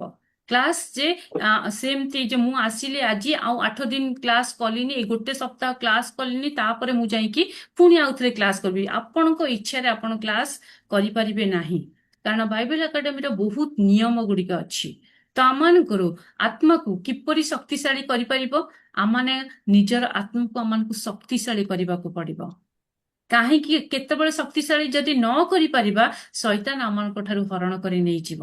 ସେଥିପାଇଁ ଈଶ୍ୱରଙ୍କର ବାକ୍ୟକୁ ଆପଣମାନେ ଧରିକି ରଖନ୍ତୁ ମଜବୁତ ଭାବରେ। ଯେତେବେଳେ ଆପଣମାନେ ଶୈତାନ ଠାରୁ ଜୟପ୍ରାପ୍ତ ହେଇଯିବେ, ସେତେବେଳେ ଆପଣ ଶକ୍ତିଶାଳୀ ହେଇଯିବେ। ସେଥିପାଇଁ ଏଇ ବାକ୍ୟକୁ ଆପଣ ମନୋଯୋଗର ସହିତ ଶୁଣନ୍ତୁ, ଯେ ଆମେ ଆଗକୁ ବହୁତ ବଢିଆ କ୍ଲାସ ଆମେ କରିବାକୁ ଯାଉଛୁ, କିନ୍ତୁ ତାହିଁ ପୂର୍ବରୁ ଆମମାନଙ୍କୁ ପ୍ରସ୍ତୁତି କରିବାକୁ ଅଛି। ତ କ'ଣ, ଯେ ଯଦି ମୁଁ ଏଇ ବାକ୍ୟକୁ ନିଜେ ଶକ୍ତିଶାଳୀ ହେଇଯିବି, କ'ଣ କରିପାରିବି? ନିଜେ ଉଦ୍ଧାର ପାଇବି, ଅନ୍ୟର ମଧ୍ୟ ପରିତ୍ରାଣର କାରଣ ହେଇପାରିବି। ତ ଆମମାନଙ୍କର ଏଇଟା ହଉଛି କ୍ଲାସର ନିୟମାବଳୀ ବା ବାକ୍ୟ ପ୍ରଦାନ କରିବାର ନିୟମାବଳୀ। ତ ଆପଣମାନଙ୍କ ପାଇଁ ସବୁବେଳେ ଖୋଲା ଅଛି। ତ ନିୟମିତ ଆମମାନେ ଏଇ ପାଠକୁ ନିୟମିତ ପାଠ୍ୟକ୍ରମ କରିବାକୁ ହେଲେ ଆମମାନଙ୍କୁ ସେ କୋର୍ସକୁ ଡେଲି ଆମମାନଙ୍କୁ ଜଏନ୍ କରିବାର ଅଛି। ତ ଆପଣମାନଙ୍କର ଇଚ୍ଛା ଯେ ମୁଁ ଡେଲି ଜଏନ୍ କରେ ଏଇ କ୍ଲାସରେ? ଆମେନ୍ Amen. Yes. Yes, ma'am. ଆମେନ୍। ତ ଆପଣମାନେ ଯଦି ଇଚ୍ଛା, ଆପଣମାନଙ୍କର କେବେ ଇଚ୍ଛାକୁ, ଯଦି ବି କୌଣସି କିଛି ପ୍ରୋବ୍ଲେମ ଆସୁଛି, ଆପଣ ଏଭାଞ୍ଜେଲିଷ୍ଟ ଅଛନ୍ତି, ଆପଣମାନେ ନିଜର ଷ୍ଟାଫ୍ ମାନେ ଅଛନ୍ତି, ଆପଣମାନଙ୍କର ଅନେକ ଷ୍ଟାଫ୍ ମାନେ ମଧ୍ୟ ରହିବେ। ଆଜିଠୁ ଆପଣମାନଙ୍କୁ ଯିଏ ଲିଙ୍କ ଦଉଛନ୍ତି ସେମାନେ ନାହିଁ, ଅନେକ ଷ୍ଟାଫ୍ ମାନେ ରହିବେ ଆମମାନଙ୍କର, ଯେ କି ସେ ମଧ୍ୟ ଆପଣମାନଙ୍କୁ ଜଳସେଚନ ବା ଜଳ ଦେବାରେ ସାହାଯ୍ୟ କରିବେ। ଯେ କି ଯେମିତି ଲିଙ୍କ ପଠେଇବା, ଭିଡିଓ ସେୟାର କରିବା, ଆପଣମାନଙ୍କୁ କ'ଣ କରିବେ, ଯେ ଯୋଉ ସମୟରେ ଆପଣ ବାକ୍ୟ ବୁଝି ନ ପାରିବେ, ଯାହା ଆଜି ମୁଁ ଜଏନ୍ କରିପାରିଲି ନାହିଁ, ତ ଆପଣମାନେ ସେଇ ଷ୍ଟାଫ୍ ମାନଙ୍କୁ ଆପଣମାନଙ୍କୁ ଜଣାଇବାକୁ ହେବ। ଯଦି ଆପଣମାନଙ୍କର ଷ୍ଟାଫ୍ କିଛି ଉତ୍ତର ଦେଉନାହାନ୍ତି, ଆପଣମାନେ ମୋ ନମ୍ବର କି ଆମମାନଙ୍କର ଏଭାଞ୍ଜେଲିଷ୍ଟ ମାନଙ୍କର ଏଭାଞ୍ଜେଲିଷ୍ଟ ଅଛନ୍ତି ଯେ ଜେମ୍ସ, ସେ ତାଙ୍କୁ ମଧ୍ୟ ଆପଣମାନେ ତାଙ୍କୁ ନମ୍ବର ନେଇକି ତାଙ୍କୁ ପଚାରି ପାରିବେ ଯେ ମୋ ଷ୍ଟାଫ୍ ମାନେ ମତେ ଭିଡିଓ ସେୟାର କରୁନାହାନ୍ତି। ତ ଏଇଭଳି ଭାବରେ ଆପଣମାନେ କ୍ଲାସ କରିପାରିବେ। ତ ଆଜି ଆମମାନଙ୍କର ଆରମ୍ଭ ଦିନ, ଆମମାନଙ୍କର ଆଜି କ'ଣ? ଆରମ୍ଭ ଦିନ। ଆଜିଠାରୁ ଆମମାନେ ଆରମ୍ଭ କରୁଛୁ ଏଇ ନିୟମିତ ସେ ପାଠ୍ୟକ୍ରମ ବିଷୟରେ ଆପଣମାନଙ୍କୁ କହୁଛୁ, କିନ୍ତୁ ନେକ୍ସଟ ଗୁରୁବାର ଦିନ ଆମମାନଙ୍କର କ୍ଲାସର ଆରମ୍ଭ, ଯେ କି ଆମମାନଙ୍କର କୋଉ କ୍ଲାସ ଆରମ୍ଭ ହବା ପରେ ଆମେ ଶିଖିବା ଯେ ଆମମାନଙ୍କର କୋଉ କ୍ଲାସ ହେବାକୁ ଯାଉଛି। ଆମେ କେତେଟା କ୍ଲାସ ଯାଇଛୁ? ଯେ ଆମେ ବିସି କ୍ଲାସ 8ଟି ଲେସନ ଯାଇଛୁ। ତ ଆମମାନଙ୍କୁ ନିୟମିତ ପାଠ୍ୟକ୍ରମ ହେବାକୁ ହେଲେ ଆମମାନଙ୍କର ଆଜି ଆରମ୍ଭ ତାରିଖ, ଆଜି କେତେ ତାରିଖ? ମାର୍ଚ୍ଚ 10 ତାରିଖ। ତ ଆମମାନଙ୍କୁ ସପ୍ତାହରେ କେତେ ଦିନ ଜଏନ୍ କରିବାର ଅଛି? କେତେ ଦିନ? ମଙ୍ଗଳବାର, ଗୁରୁବାର, ଶୁକ୍ରବାର। ଯଦି ବି ଆମମାନଙ୍କୁ କିଛି ଖୁସି ଲାଗିବ, ଆପଣମାନଙ୍କୁ ଯଦି କିଛି ଖୁସି ଲାଗିବ, ଆମେ ଏକ୍ସଟ୍ରା କ୍ଲାସ ମଧ୍ୟ ଗୋଟେ ଦିନ ସେମିତି ମାଇଣ୍ଡ ସେଟ୍ କ୍ଲାସ ବି ଆମେ ରଖିପାରିବା। ଯଦି ଆପଣମାନଙ୍କୁ କେତେବେଳେ ଯାଏ, ଧର 15 ଦିନରେ ଥରେ, ଆମେ ଗୋଟେ ଦିନ ମଧ୍ୟ ଅଲଗା ଦିନରେ କେତେବେଳେ ମିଳିତ ହେଇପାରିବା। ଯେମିତିକି କହୁଥିଲେ ଆମମାନଙ୍କର ଡାଉଟ୍ କ୍ଲାସ, ଏଇ ସବୁ କ୍ଲାସ ମଧ୍ୟ ହେଇପାରେ। ସେଦିନ ଆପଣ ଡାଉଟ୍ ଯେତିକି ଆପଣଙ୍କର ଥିବ ସେଇ କ୍ଲାସରେ ମଧ୍ୟ ଆପଣମାନେ ଜଣେଇ ପାରିବେ। ତାମାନେ ଏଇଭଳି ଭାବରେ ଆପଣମାନଙ୍କ ସହିତ ଆମମାନଙ୍କ ସହିତ ଉତ୍ତମ ସମ୍ପର୍କ ରଖିବାର ଅଛି, ଯେ କି ଆମେ କଣ କରିବା, ଆଗକୁ ବୃଦ୍ଧି କରିପାରିବା, ବୃଦ୍ଧି ହେଇପାରିବା ଈଶ୍ୱରଙ୍କର ବାକ୍ୟରେ। ତାହେଲେ ପ୍ରତ୍ୟେକ ମ୍ୟାଡାମ ଦିନ ଟିକେ କୁହନ୍ତୁ। 7:30 AM ଲେଖା ହେଇଛି ମ୍ୟାଡାମ। ହଁ, ସେ ଟିକେ ସକାଳ ଭୁଲ ହେଇଯାଇଛି ମୋ ମ୍ୟାଡାମ ଚେଞ୍ଜ କରିବାରେ। ତ ଏଇଟା ହଉଛି ଆଜ୍ଞା 7:30 PM। ମୁଁ କହିଥାନ୍ତି ବି ଆପଣଙ୍କୁ ମ୍ୟାଡାମ ଯେ ଥ୍ୟାଙ୍କ କଲାବେଳେ ମୁଁ ଚେଞ୍ଜ କରିବା ଭୁଲ ହେଇଯାଇଛି। ତ ଆମମାନଙ୍କର 7:30 ଆକ୍ଚୁଆଲି PM ସେଇଠି, ଯେ ଆମେ ସନ୍ଧ୍ୟା ସମୟର କ୍ଲାସ ଏଇଟା, କିନ୍ତୁ ଆମମାନଙ୍କର ହେଇଯାଇଛି AM। ତ ଭୁଲ ବୁଝିବେ ନାହିଁ, ଏଠି ଭୁଲ ବି କେତେବେଳେ କେତେବେଳେ ଆମର ହେଇଯାଏ। ତ ଆମେ 7:30 ରେ ଜଏନ କରିବା। 7:30 ରେ ଠିକ ଜଏନ ଅଛି କରିବା ମ୍ୟାଡାମ କି? ଆଜ୍ଞା 7:30 ରେ ଆଜ୍ଞା ତା ପୂର୍ବରୁ ତାର 5 ମିନିଟ 10 ମିନିଟ ପୂର୍ବରୁ ଜଏନ କରନ୍ତୁ। କାହିଁକି ନା ଈଶ୍ୱର ଯେତେବେଳେ ବାକ୍ୟ ପ୍ରଦାନ କରନ୍ତି, ମୁଁ ପ୍ରଦାନ କରିବି ନାହିଁ। ଈଶ୍ୱରଙ୍କର ଆତ୍ମା ଆମମାନଙ୍କୁ ମଧ୍ୟରେ କାର୍ଯ୍ୟ କରେ। ଯେତେବେଳେ ଈଶ୍ୱରଙ୍କର ବାକ୍ୟ, ପ୍ରକୃତ ସତ୍ୟ ବାକ୍ୟ ପ୍ରଚାର କରାଯାଏ, ସେତେବେଳେ ଈଶ୍ୱର ହିଁ ସେଇ ସ୍ଥାନରେ ଥାନ୍ତି। ଆମେ ଈଶ୍ୱରଙ୍କୁ ଅପେକ୍ଷା କରାଇବା କି? ଈଶ୍ୱରଙ୍କୁ ଅପେକ୍ଷା କରାଇବା ନା, ତହିଁ ପୂର୍ବରୁ ଆମମାନଙ୍କୁ 10 ମିନିଟ ପୂର୍ବରୁ ଜଏନ କରାଇବାର ଅଛି। ନିଜେ ଜଏନ କରିବା, ଆମମାନଙ୍କର ମେମ୍ବର ମାନେ ଯଦି କାହାକୁ ଜାଣିଛୁ ବି ତାଙ୍କୁ ମଧ୍ୟ ଜଏନ କରାଇବା। ତ ଆପଣମାନଙ୍କୁ ଯଦି ଲିଙ୍କ ଯାଇନଥିବ, ଆପଣଙ୍କ ଆଜିଠୁ ଆମମାନଙ୍କର ଷ୍ଟାଫ ମାନଙ୍କର ବୋଧେ ନାଁ ଆମମାନଙ୍କର ଏଭାଞ୍ଜେଲିଷ୍ଟ ଲାଷ୍ଟକୁ ଦେଖେଇବେ, ତାଙ୍କର ନାଁ ଗୁଡ଼ିକ ଆପଣମାନଙ୍କୁ ସେଇମାନଙ୍କୁ ନମ୍ବର ଦିଆଯିବ, ଯେ ସେମାନେ ଆପଣଙ୍କୁ ସାହାଯ୍ୟ କରିବେ। ଯେ କି ଆମେ 2 ଜଣ, ଯେ କି ମୁଁ ପଢଉଛି ଆଉ ସିଏ ବି ଏଭାଞ୍ଜେଲିଷ୍ଟ ବହୁତ କାମ କରୁଛନ୍ତି, ତ ଆମେ 2 ଜଣ ଯତ୍ନ ନେଇ ପାରୁନା। ସେଥିପାଇଁ କି ଆମମାନଙ୍କୁ କଣ କରିବାକୁ ପଡେ, ଷ୍ଟାଫ ମାନଙ୍କୁ ରଖିବାକୁ ପଡେ। ତ 100 ଜଣକୁ ଆମେ କି 200 ଜଣକୁ ଆମମାନଙ୍କୁ ଯତ୍ନ ନେବାକୁ ହେଲେ ଆମମାନଙ୍କୁ ଲୋକମାନଙ୍କୁ ଦରକାର ପଡେ। ତ ଆମେ କଣ କରୁ, ଏକତ୍ର ଭାବରେ ଈଶ୍ୱରଙ୍କର ବାକ୍ୟ ଆପଣମାନଙ୍କ ନିକଟରେ ପହଞ୍ଚାଇଥାଉ। ତ ସିନା ମୁଁ ପଢେଇବି, କିନ୍ତୁ ସେମାନେ କଣ କରିବେ, ଆପଣଙ୍କ ନିକଟରେ ପହଞ୍ଚେଇବେ। ଯାଇକି ଭିଡିଓ ସେୟାର କରିବା, ଲିଙ୍କ ସେୟାର କରିବା, ଆଉ କେତେବେଳେ କେତେବେଳେ ଆମମାନେ ସ୍ପିଚ୍ ଦେବାକୁ ହେବ, ଆଗକୁ କ୍ୱେଶ୍ଚିନ୍ ଆନ୍ସର ହବ। ତ ସେଇ ସବୁ ବିଷୟ ଆପଣଙ୍କ ନିକଟକୁ ସେମାନେ ଷ୍ଟାଫ ମାନେ ହିଁ ପହଞ୍ଚାଇବେ। ଆମେନ୍। ଆପଣ ମାନେ ସେତେବେଳେ ତାଙ୍କୁ ସ୍ୱାଗତ କରିବେ ହ୍ୱାଟ୍ସଆପରେ। କେବେ କହିବେନି, କେତେବେଳେ ଆମମାନଙ୍କର କୋରିଆନ ଷ୍ଟାଫ ମଧ୍ୟ ରହିବେ, ସେମାନଙ୍କୁ ଆପଣ ଯେତେବେଳେ ଜଏନ କରାଇବେ, ଧର ଆପଣ କହିବେ ଇଏ କିଏ ଗୋଟେ ନା, ସିଏ ଯେତେବେଳେ ପ୍ରେଜ୍ ଦ ଲର୍ଡ କହିବେ, ଆପଣ ମଧ୍ୟ ରିସିଭ କରିବେ, ତାକୁ ରିସିଭ କରି ଆପଣଙ୍କର ଉତ୍ତମ ପରିଚୟ ଦେବେ। ତାଙ୍କୁ କେମିତି ଆପଣ ମେସେଜ କରିବେ, ପୁରା ଓଡ଼ିଆରେ କରିବେ, ନାହିଁ ତ ପୁରା ଇଂଲିଶରେ କରିବେ, କିନ୍ତୁ ଓଡ଼ିଆକୁ ଇଂଲିଶରେ ଲେଖିବେନି। ମୋ କଥା ବୁଝୁଛନ୍ତି?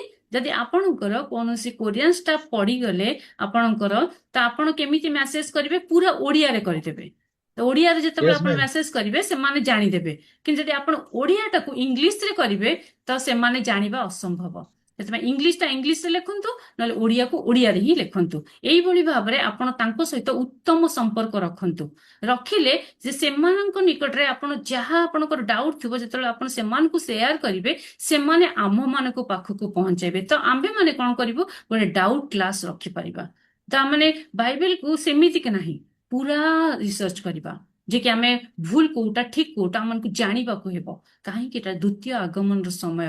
ଶୈତାନ କଣ କରିଛି, ଅପେକ୍ଷା କରି ବସିଛି ତା ଲୋକମାନଙ୍କୁ ତା ପାଖକୁ ନେବା ପାଇଁ। ସେଥିପାଇଁ ଆମେ କଣ କରୁଛୁ, ଯେ ଈଶ୍ୱରଙ୍କର ବାକ୍ୟ ଦ୍ୱାରା ଅନ୍ୟମାନଙ୍କୁ ତାଙ୍କର ଲୋକ କରୁଛୁ, କାହାକୁ? ଈଶ୍ୱରଙ୍କର ଲୋକ କରୁଛୁ। ସେଥିପାଇଁ ଆପଣଙ୍କୁ ବୁଝିବାକୁ ହବ। ଆଉ ଆପଣମାନଙ୍କ ସହିତ ଆମମାନଙ୍କର 8 ମାସର ସମ୍ପର୍କ ରହିବ। 8 ମାସରୁ ଅଧିକ ବି ଆପଣମାନଙ୍କ ସହିତ ରହିପାରେ, ଯଦି ଆପଣଙ୍କର ଇଚ୍ଛା ହୁଏ। ଆପଣ ଯେତେବେଳେ ଈଶ୍ୱରଙ୍କର ରାଜ୍ୟ ପାଇଁ କାର୍ଯ୍ୟ କରିବେ, ସେତେବେଳେ ମଧ୍ୟ ଆପଣମାନଙ୍କ ସହିତ ଆମର ଅଧିକ ସମ୍ପର୍କ ରହିବ। କିନ୍ତୁ ଏଇ କୋର୍ସଟା ଆମମାନଙ୍କର କେତେ ଦିନ ପର୍ଯ୍ୟନ୍ତ? 8 ମାସ ପର୍ଯ୍ୟନ୍ତ। କୋର୍ସ ସରିଲା ପରେ ଆପଣମାନେ କଣ କରିପାରିବେ, ସେଇ ସ୍ନାତକୋତ୍ତର କାର୍ଯ୍ୟରେ ଜଏନ କରିପାରିବେ। ତାମାନେ ସେଇ ସ୍ନାତକୋତ୍ତର ପାଇବାକୁ ହେଲେ ତାମାନଙ୍କୁ ପ୍ରଥମେ ଆମେ କୋଉ ବିଷୟ ଶିଖିଥିଲୁ, ଆମମାନଙ୍କର ବାଇବେଲ ଆମମାନଙ୍କର କଣ କଣ ଶିଖିବାକୁ ହୁଏ, ଏଇ ସଂକ୍ଷିପ୍ତ ପାଠ୍ୟକ୍ରମର କାର୍ଯ୍ୟକ୍ରମ। ଆମେ ଫାଷ୍ଟ କଣ ଶିଖିଥିଲୁ, ଯେ 8ଟି କଣ କରିଲୁ କ୍ଲାସର ବିସି ଲେସନ। ଆପଣମାନଙ୍କର ନୋଟ ସବୁ ଲେଖିଛନ୍ତି? ନୋଟ ସବୁ ଲେଖିଛନ୍ତି? ଯୋଉ ପ୍ରଥମ ଆମେ ଲେସନ କଣ ପଢିଥିଲୁ, କାହାର ମନ ଅଛି କି? ବିସି ଲେସନର ମୌଳିକ ବିଷୟ ବାଇବେଲକୁ କାହିଁକି ବାଇବେଲ ଜାଣିବା ଆବଶ୍ୟକ ହେଇଛି, ସ୍କ୍ରିନରେ ବି ଲେଖା ହେଇଛି, ବେସିକ ଅଫ ଦ ବାଇବେଲ, ନା କି? ଆମେ ବାଇବେଲ ଶିଖିବାର ଗୁରୁତ୍ୱ। ତ ଆମମାନେ ଏଇ ଯୋଉ ମୌଳିକ ବିଷୟ ଆମମାନେ 8ଟି ବିଷୟରେ ଶିଖିଲୁ। ତ ଏଇ 8ଟି ଆମେ ଅଳ୍ପ ଅଳ୍ପ ଶିଖିଛୁ, କିନ୍ତୁ ତାହା ପର ମୁହୂର୍ତ୍ତରେ ଆମମାନେ ତାକୁ କଣ କରିବା, ଆହୁରି ଅଧିକ ଅଧିକ ଜ୍ଞାନ ବା ଅଧିକ ବାକ୍ୟକୁ ନେଇକି ଆମେ ଏଇ ଇଣ୍ଟ୍ରୋଡକ୍ଟରି ବା ପ୍ରାରମ୍ଭିକ ସ୍ତରକୁ ଆରମ୍ଭ କରିବା। କୋଉ ଦିନ ଠାରୁ? ଏଇ ଗୁରୁବାର ଦିନ ଠାରୁ ଆମେ ଆରମ୍ଭ କରିବାକୁ ଯାଉଛୁ। କୋଉ ଲେଭେଲ? ବା ଇଣ୍ଟ୍ରୋଡକ୍ଟରି ଲେଭେଲ, ଯୋଉଟା କି ପ୍ରାରମ୍ଭିକ ସ୍ତର। ପ୍ରାରମ୍ଭିକ ସ୍ତର ପରେ ଆମମାନଙ୍କର ଆଉ ଗୋଟେ ବାକ୍ୟ ମାନେ ସ୍ତର ଥାଏ, 4ଟି ସ୍ତର ଥାଏ। ତ ଆମମାନେ କଣ, ସେଇ ଅଧ୍ୟାୟ ଦ୍ୱାରା ପୁରାତନ ଆଉ ନୂତନ ନିୟମର ପ୍ରକାଶିତ ବାକ୍ୟ ବା ପୁରାତନ ନିୟମରେ କଣ ଲେଖା ହେଇଛି ଆଉ ନୂତନ ନିୟମରେ କଣ ଲେଖା ହେଇଛି, ଏହାକୁ ନେଇକି ଆମମାନେ କ୍ଲାସ କରାହୁଏ। ଯେ 8 ମାସ ଭିତରେ କିଛି କିଛି ସମୟକୁ ନେଇକି ଏଇ କ୍ଲାସ ଗୁଡ଼ିକ ଆମର ଆରମ୍ଭ ହେବ। ଯେତେବେଳେ ପ୍ରାରମ୍ଭିକ ସ୍ତର ସରିଯିବ, ଆମମାନେ ଏଇ ପୁରାତନ ନିୟମ ବା ନୂତନ ନିୟମର ପ୍ରକାଶିତ ବାକ୍ୟକୁ ଆମେ ଅଳ୍ପ ସମୟ ପୁଣି ପଢିବା। ତାପରେ ଆମର ଶେଷ ହଉଛି ଉନ୍ନତ ସ୍ତର, କୋଉଟା ଯେ ହଉଛି ପ୍ରକାଶିତ ବାକ୍ୟ ବା ଆଡଭାନ୍ସ ଲେଭଲ। ସେଇଟା ହଉଛି କଣ, ରେଭଲେସନର ଆମେ ଏତିକି ବିଷୟ ବୁଝି ସାରିଲା ପରେ ପ୍ରକାଶିତ ବାକ୍ୟର 1ର 1 ଆମେ କେମିତି ପଢିବା, 1ର 1 ପଦରେ କଣ ଲେଖା ହେଇଛି, 2 ପଦରେ କଣ ଲେଖା ହେଇଛି, 3 ପଦରେ କଣ ଲେଖା ହେଇଛି, ଏଇଭଳି ଗୋଟିଏ ଗୋଟିଏ ବାକ୍ୟକୁ ନେଇକି ଆମମାନେ ଏଇ ପ୍ରକାଶିତ ବାକ୍ୟକୁ ସରେଇଥାଉ। କହିପାରିବେନି ଯେ ଏଇ ପଦରେ କିଛି ନାହିଁ ବୋଲି। ସେଥିପାଇଁ କି ଏଇ ବାକ୍ୟର ସତ୍ୟତା ଅଛି। ତ ଆମମାନଙ୍କୁ ଏଇ ବାକ୍ୟ ଯେତେବେଳେ ସରିଯିବ, ଆମମାନଙ୍କୁ କଣ ମିଳିବ, ପରୀକ୍ଷା ଦେବାକୁ ପଡିବ। ଆପଣମାନେ ଭାବୁଛନ୍ତି ଈଶ୍ୱରଙ୍କ ରାଜ୍ୟର ପଥ ସଂକୀର୍ଣ୍ଣ ନା ପ୍ରଶସ୍ତ? ସଂକୀର୍ଣ୍ଣ। ସେଥିପାଇଁ ଆମମାନଙ୍କୁ କିଛି କିଛି ସ୍ତର, ଲୋକ ଭାବିବେ ଆମମାନଙ୍କୁ ପରୀକ୍ଷା ଦେବାକୁ ପଡିବ, ଆମେ ଆଉ ଯିବୁନୁ। ସେଭଳି ନାହିଁ। ଆମମାନଙ୍କୁ କଣ, ଏଇ କ୍ଲାସ ଗୁଡ଼ିକ ସରିଲା ପରେ ଆମମାନେ କ୍ୱେଶ୍ଚିନ୍ ଆନ୍ସର ଆପଣଙ୍କୁ ଆଗ ଦିଆଯିବ, ଆପଣ ଘୋଷିବେ, ତାପରେ ପୁଣି ଆମେ ପରୀକ୍ଷା ଆପଣଙ୍କ ମାନଙ୍କର ନେବୁ। ନେଲା ପରେ ହିଁ ଆମମାନେ ଗ୍ରାଜୁଏସନ ଆଉ ସେଇ ସେରିମନିରେ ବା ସ୍ନାତକୋତ୍ତର ସମାରୋହରେ ଆମେ ଯୋଗଦାନ କରିବାକୁ ପାରିବା। ତ ଏହା ହେଲା ଆମମାନଙ୍କର ପାଠ୍ୟକ୍ରମର ନିୟମାବଳୀ। ତ ଆମେ ବୁଝିଲୁ ଆମମାନଙ୍କର କେତେଟା ସ୍ତର ଅଛି। ଆମେ ଏଇ ବାକ୍ୟକୁ ନେଇକି ଆମେ ଆଗକୁ ଆଗକୁ ବଢିବା। ବନ୍ଦ କରନ୍ତୁ। ହଁ, ଠିକ ଅଛି। ତ ଆମମାନେ ତାପରେ କଣ ଦେଖିବା, ଆମମାନଙ୍କର ଆପଣମାନେ ଚିନ୍ତା କରନ୍ତୁ, ଯଦି ଏଇ ବିଷୟ ସବୁ ହେଲା ତ ଆପଣମାନେ ଷ୍ଟୁଡେଣ୍ଟ ହେଲେ, ତ ଆମମାନେ ହଉଛି ଆମମାନେ କିପରି ପ୍ରସ୍ତୁତ ହେବା ଦରକାର? ତ ଆମମାନଙ୍କର ପ୍ରସ୍ତୁତ ହେବା ନିହାତି ଆବଶ୍ୟକ। କଣ ଛାତ୍ର ମାନଙ୍କର ପ୍ରସ୍ତୁତି? ଆପଣମାନେ ସମସ୍ତେ ପରିଚୟ ପତ୍ର ପଠେଇଛନ୍ତି, ଫଟୋ ପରିଚୟ ପତ୍ର? Yes, ma'am. Yes. ଯୋଉମାନେ ପଠେଇ ନାହାନ୍ତି, ଦୟାକରି ଆପଣମାନେ ପଠାନ୍ତୁ। ଆପଣମାନଙ୍କର ଯୋଉ ଯୋଉ ପତ୍ର ଯୋଉଟା ଆମମାନଙ୍କର ଅଛି କଣ, ଯୋଉଟା ଆମେ ଭୋଟ ପରିଚୟ ପତ୍ର ନା କହୁଛୁ କଣ, ସେଟା ଆଧାର କାର୍ଡ। ଆଧାର କାର୍ଡର ନମ୍ବର ଆପଣମାନଙ୍କର ଦରକାର ନାହିଁ। ଆପଣମାନେ ନମ୍ବର ଦେଖିକି ନମ୍ବରକୁ ହାଇଡ୍ କରିଦିଅନ୍ତୁ। ଆପଣଙ୍କର ନମ୍ବର ଆମମାନଙ୍କର କିଛି ବାଇବେଲ ଏକାଡେମୀ ପାଇଁ ଜରୁରୀ ନାହିଁ। କେବଳ କଣ ଦରକାର, ଯେ କି ଆପଣମାନେ ଜାଣନ୍ତି ଓଡ଼ିଆରେ ଏଇଠି ବି କ୍ଲାସରେ କେତେ ଜଣ ସେମ୍ ନେମ୍ରେ ଅଛନ୍ତି, ସମାନ ନାମରେ। ତ ସମାନ ନାମରେ ଥିଲେ ସିଏ କୋଉ ଜାଗାର ଇଏ କୋଉ ଜାଗାର ଆମେ ଜାଣିପାରି ନଥାଉ। ସେଥିପାଇଁ ଫଟୋ ଆଉ ସେଇ ଆଧାର କାର୍ଡକୁ ମ୍ୟାଚିଂ କରିକି ଆମେ ଆଡ୍ରେସଟା ଦେଖିଥାଉ। ବୁଝିପାରୁଛନ୍ତି? ତ ଆମେମାନେ ଆପଣମାନଙ୍କର ଆମମାନଙ୍କର ପୁରା ଆପଣମାନେ ସେଇ ଯୋଉ ନମ୍ବରଟାକୁ ହାଇଡ୍ କରିଦିଅନ୍ତୁ। ଆପଣଙ୍କର ଆମର ନମ୍ବର କିଛି ଆବଶ୍ୟକ ନାହିଁ।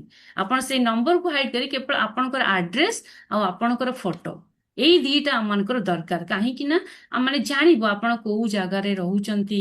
ତ ଆପଣଙ୍କର ଫଟୋ ଦେଖିକି ତ ହେଲେ ଆମେ ଜାଣିପାରିବୁ ଆପଣ କିଏ ବୋଲି। ନହେଲେ ତ ଆପଣ କଣ କରୁଛନ୍ତି, ଯୋଉ କ୍ୟାମେରାକୁ ଅଫ୍ କରିକି ବସୁଛନ୍ତି। ତ ଫଟୋ ଦ୍ୱାରା ହେଲେ ଆମେ ଜାଣିପାରିବୁ ଆପଣଙ୍କ ନାଁରେ ଇଏ ହଉଛି ଲିଜା, ଇଏ ହଉଛନ୍ତି କାଜଲ, ଇଏ ହଉଛନ୍ତି ପ୍ରଫୁଲ୍ଲ, ଏମିତି ସବୁ ମରିୟମ ସିଷ୍ଟର, ଆମେ ଏମିତି ସବୁ ଜାଣିପାରିବୁ। ଯଦି କ୍ୟାମେରା ଅନ୍ ନ କରି ଆମେ ଜାଣିପାରିବୁନୁ।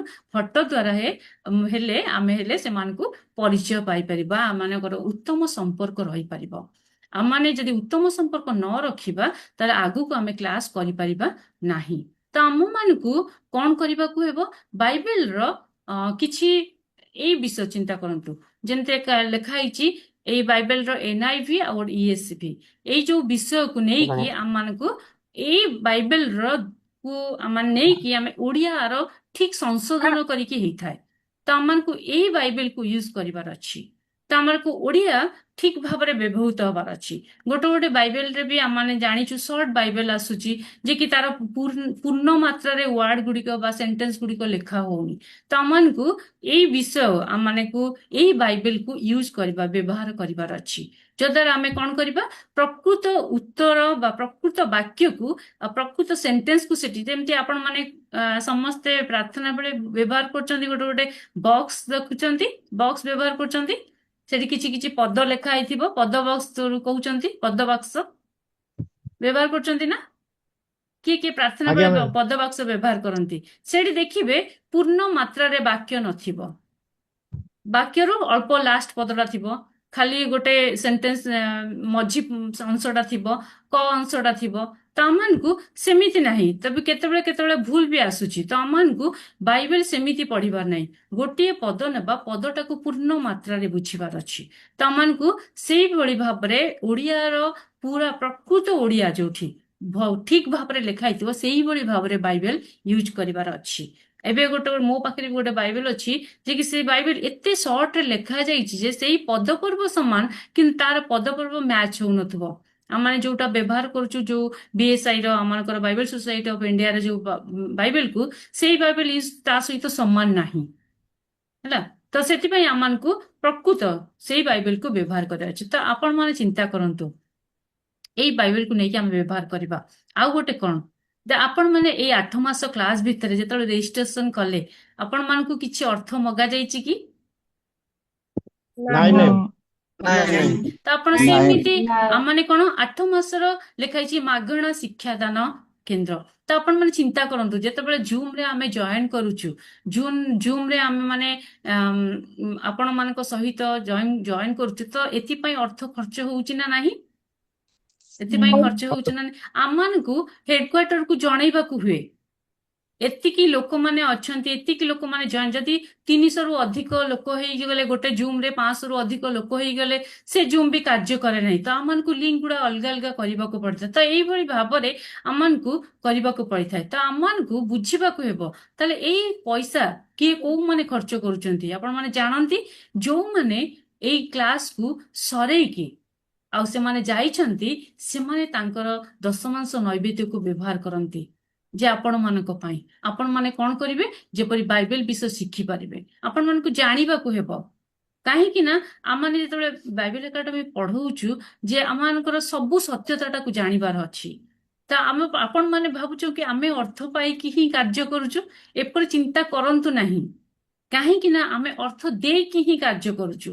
କାହିଁକି ନା ଆମମାନଙ୍କୁ ବାକ୍ୟରେ ଈଶ୍ୱରଙ୍କ ଲୋକମାନଙ୍କୁ ବୃଦ୍ଧି କରାଇବାର ଅଛି। ଯେ ଆପଣ ମାନେ ଭାବିବେନି ଆମମାନଙ୍କର ଗୋଟେ ଫରେନ୍ କଣ୍ଟ୍ରି, ବାହାରର କଣ୍ଟ୍ରି ଆମମାନଙ୍କ ସହିତ ଅଛି ମାନେ ଆମେ ପ୍ରଚୁର ଅର୍ଥ ପାଉଛୁ। ଆମମାନେ ଚାହୁଁଛୁ ଓଡ଼ିଶା ଆମମାନଙ୍କର ସୁସ୍ଥ ହଉ, ଓଡ଼ିଶାରେ ଲୋକମାନେ ଦ୍ୱିତୀୟ ଆଗମନର ବିଷୟ ଜାଣନ୍ତୁ, ନୂତନ ନିୟମ କଣ ଜାଣନ୍ତୁ, ନୂତନ ନିୟମର ପ୍ରତିଜ୍ଞା କଣ ଜାଣନ୍ତୁ। ଆଉ ସେମାନେ ଦ୍ୱିତୀୟ ଆଗମନ ସମୟରେ ଯୀଶୁଙ୍କର ସହିତ ଅମଳ ହେଇକି ଗୋଟେ ସ୍ଥାନରେ ରୁହନ୍ତୁ। ସେମାନେ ଗୋଟେ ସ୍ଥାନରେ ରହିଲେ ଈଶ୍ୱରଙ୍କର ରାଜ୍ୟ ତାଙ୍କ ପାଖକୁ ଆସିବାକୁ ଯାଉଛି। ତ ଆମମାନଙ୍କୁ ସେଥିପାଇଁ ଆପଣମାନେ ଚିନ୍ତା କରନ୍ତୁ, ସେମାନେ ଏଇପରି ଭାବରେ ବହୁତ ପରିଶ୍ରମ କରୁଛନ୍ତି, ଦିନ ଯାକ ପରିଶ୍ରମ କରନ୍ତି, ତାପରେ ସେ ଈଶ୍ୱରଙ୍କର କାର୍ଯ୍ୟ କରନ୍ତି।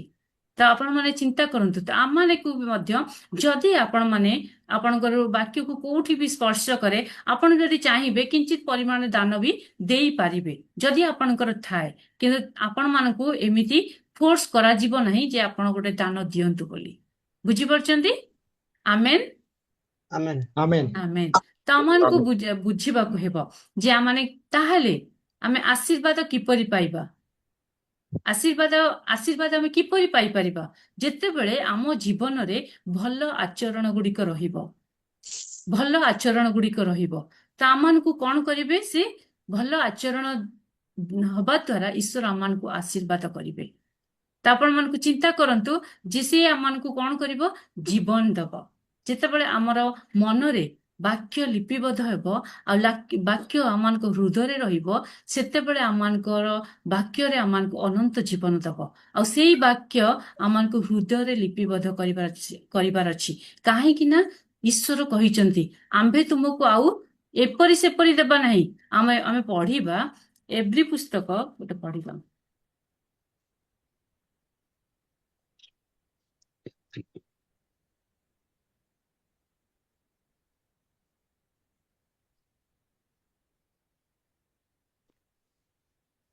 ଏବ୍ରି 8ର 11-12 ପଦ।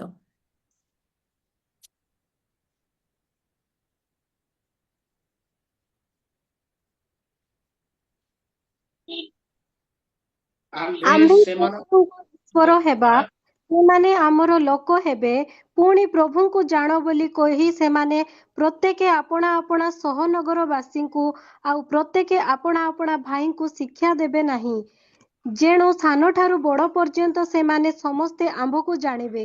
କାରଣ ଆମ୍ଭେ ସେମାନଙ୍କର ଅଧର୍ମ ପ୍ରତି ସଦୟ ହେବା, ପୁଣି ସେମାନଙ୍କର ପାପ ସବୁ ଆଉ ସ୍ମରଣରେ ଆଣିବା ନାହିଁ। ଆମେନ୍।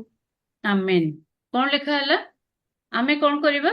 ସେଇ ଆମ୍ଭର ଲୋକ ହେବେ, ପୁଣି ପ୍ରଭୁଙ୍କୁ ଜାଣ ବୋଲି କହି ସେମାନେ ପ୍ରତ୍ୟେକ ଆପଣା ଆପଣା ସହ ନଗରବାସୀଙ୍କୁ ଆଉ ପ୍ରତ୍ୟେକ ଆପଣା ଭାଇକୁ ଶିକ୍ଷା ଦେବେ ନାହିଁ, କିନ୍ତୁ କଣ କରିବେ? ସାନଠାରୁ ବଡ଼ ପର୍ଯ୍ୟନ୍ତ ସେମାନେ ସମସ୍ତେ ଆମ୍ଭକୁ କଣ କରିବେ? ଜାଣିବେ। କାହାକୁ ଜାଣିବେ? ଈଶ୍ୱରକୁ ଜାଣିବେ।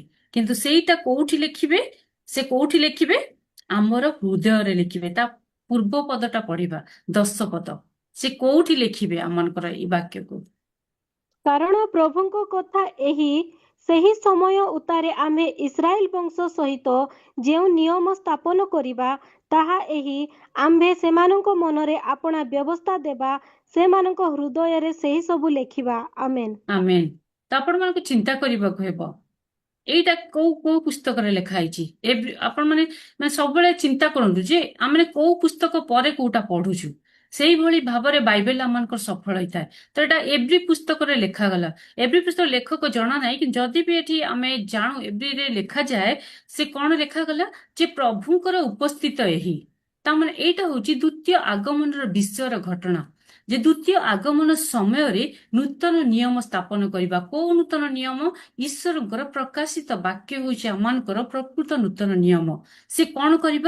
ଯେତେବେଳେ ସେଇ ପ୍ରକାଶିତ ବାକ୍ୟ କଣ ହେବ?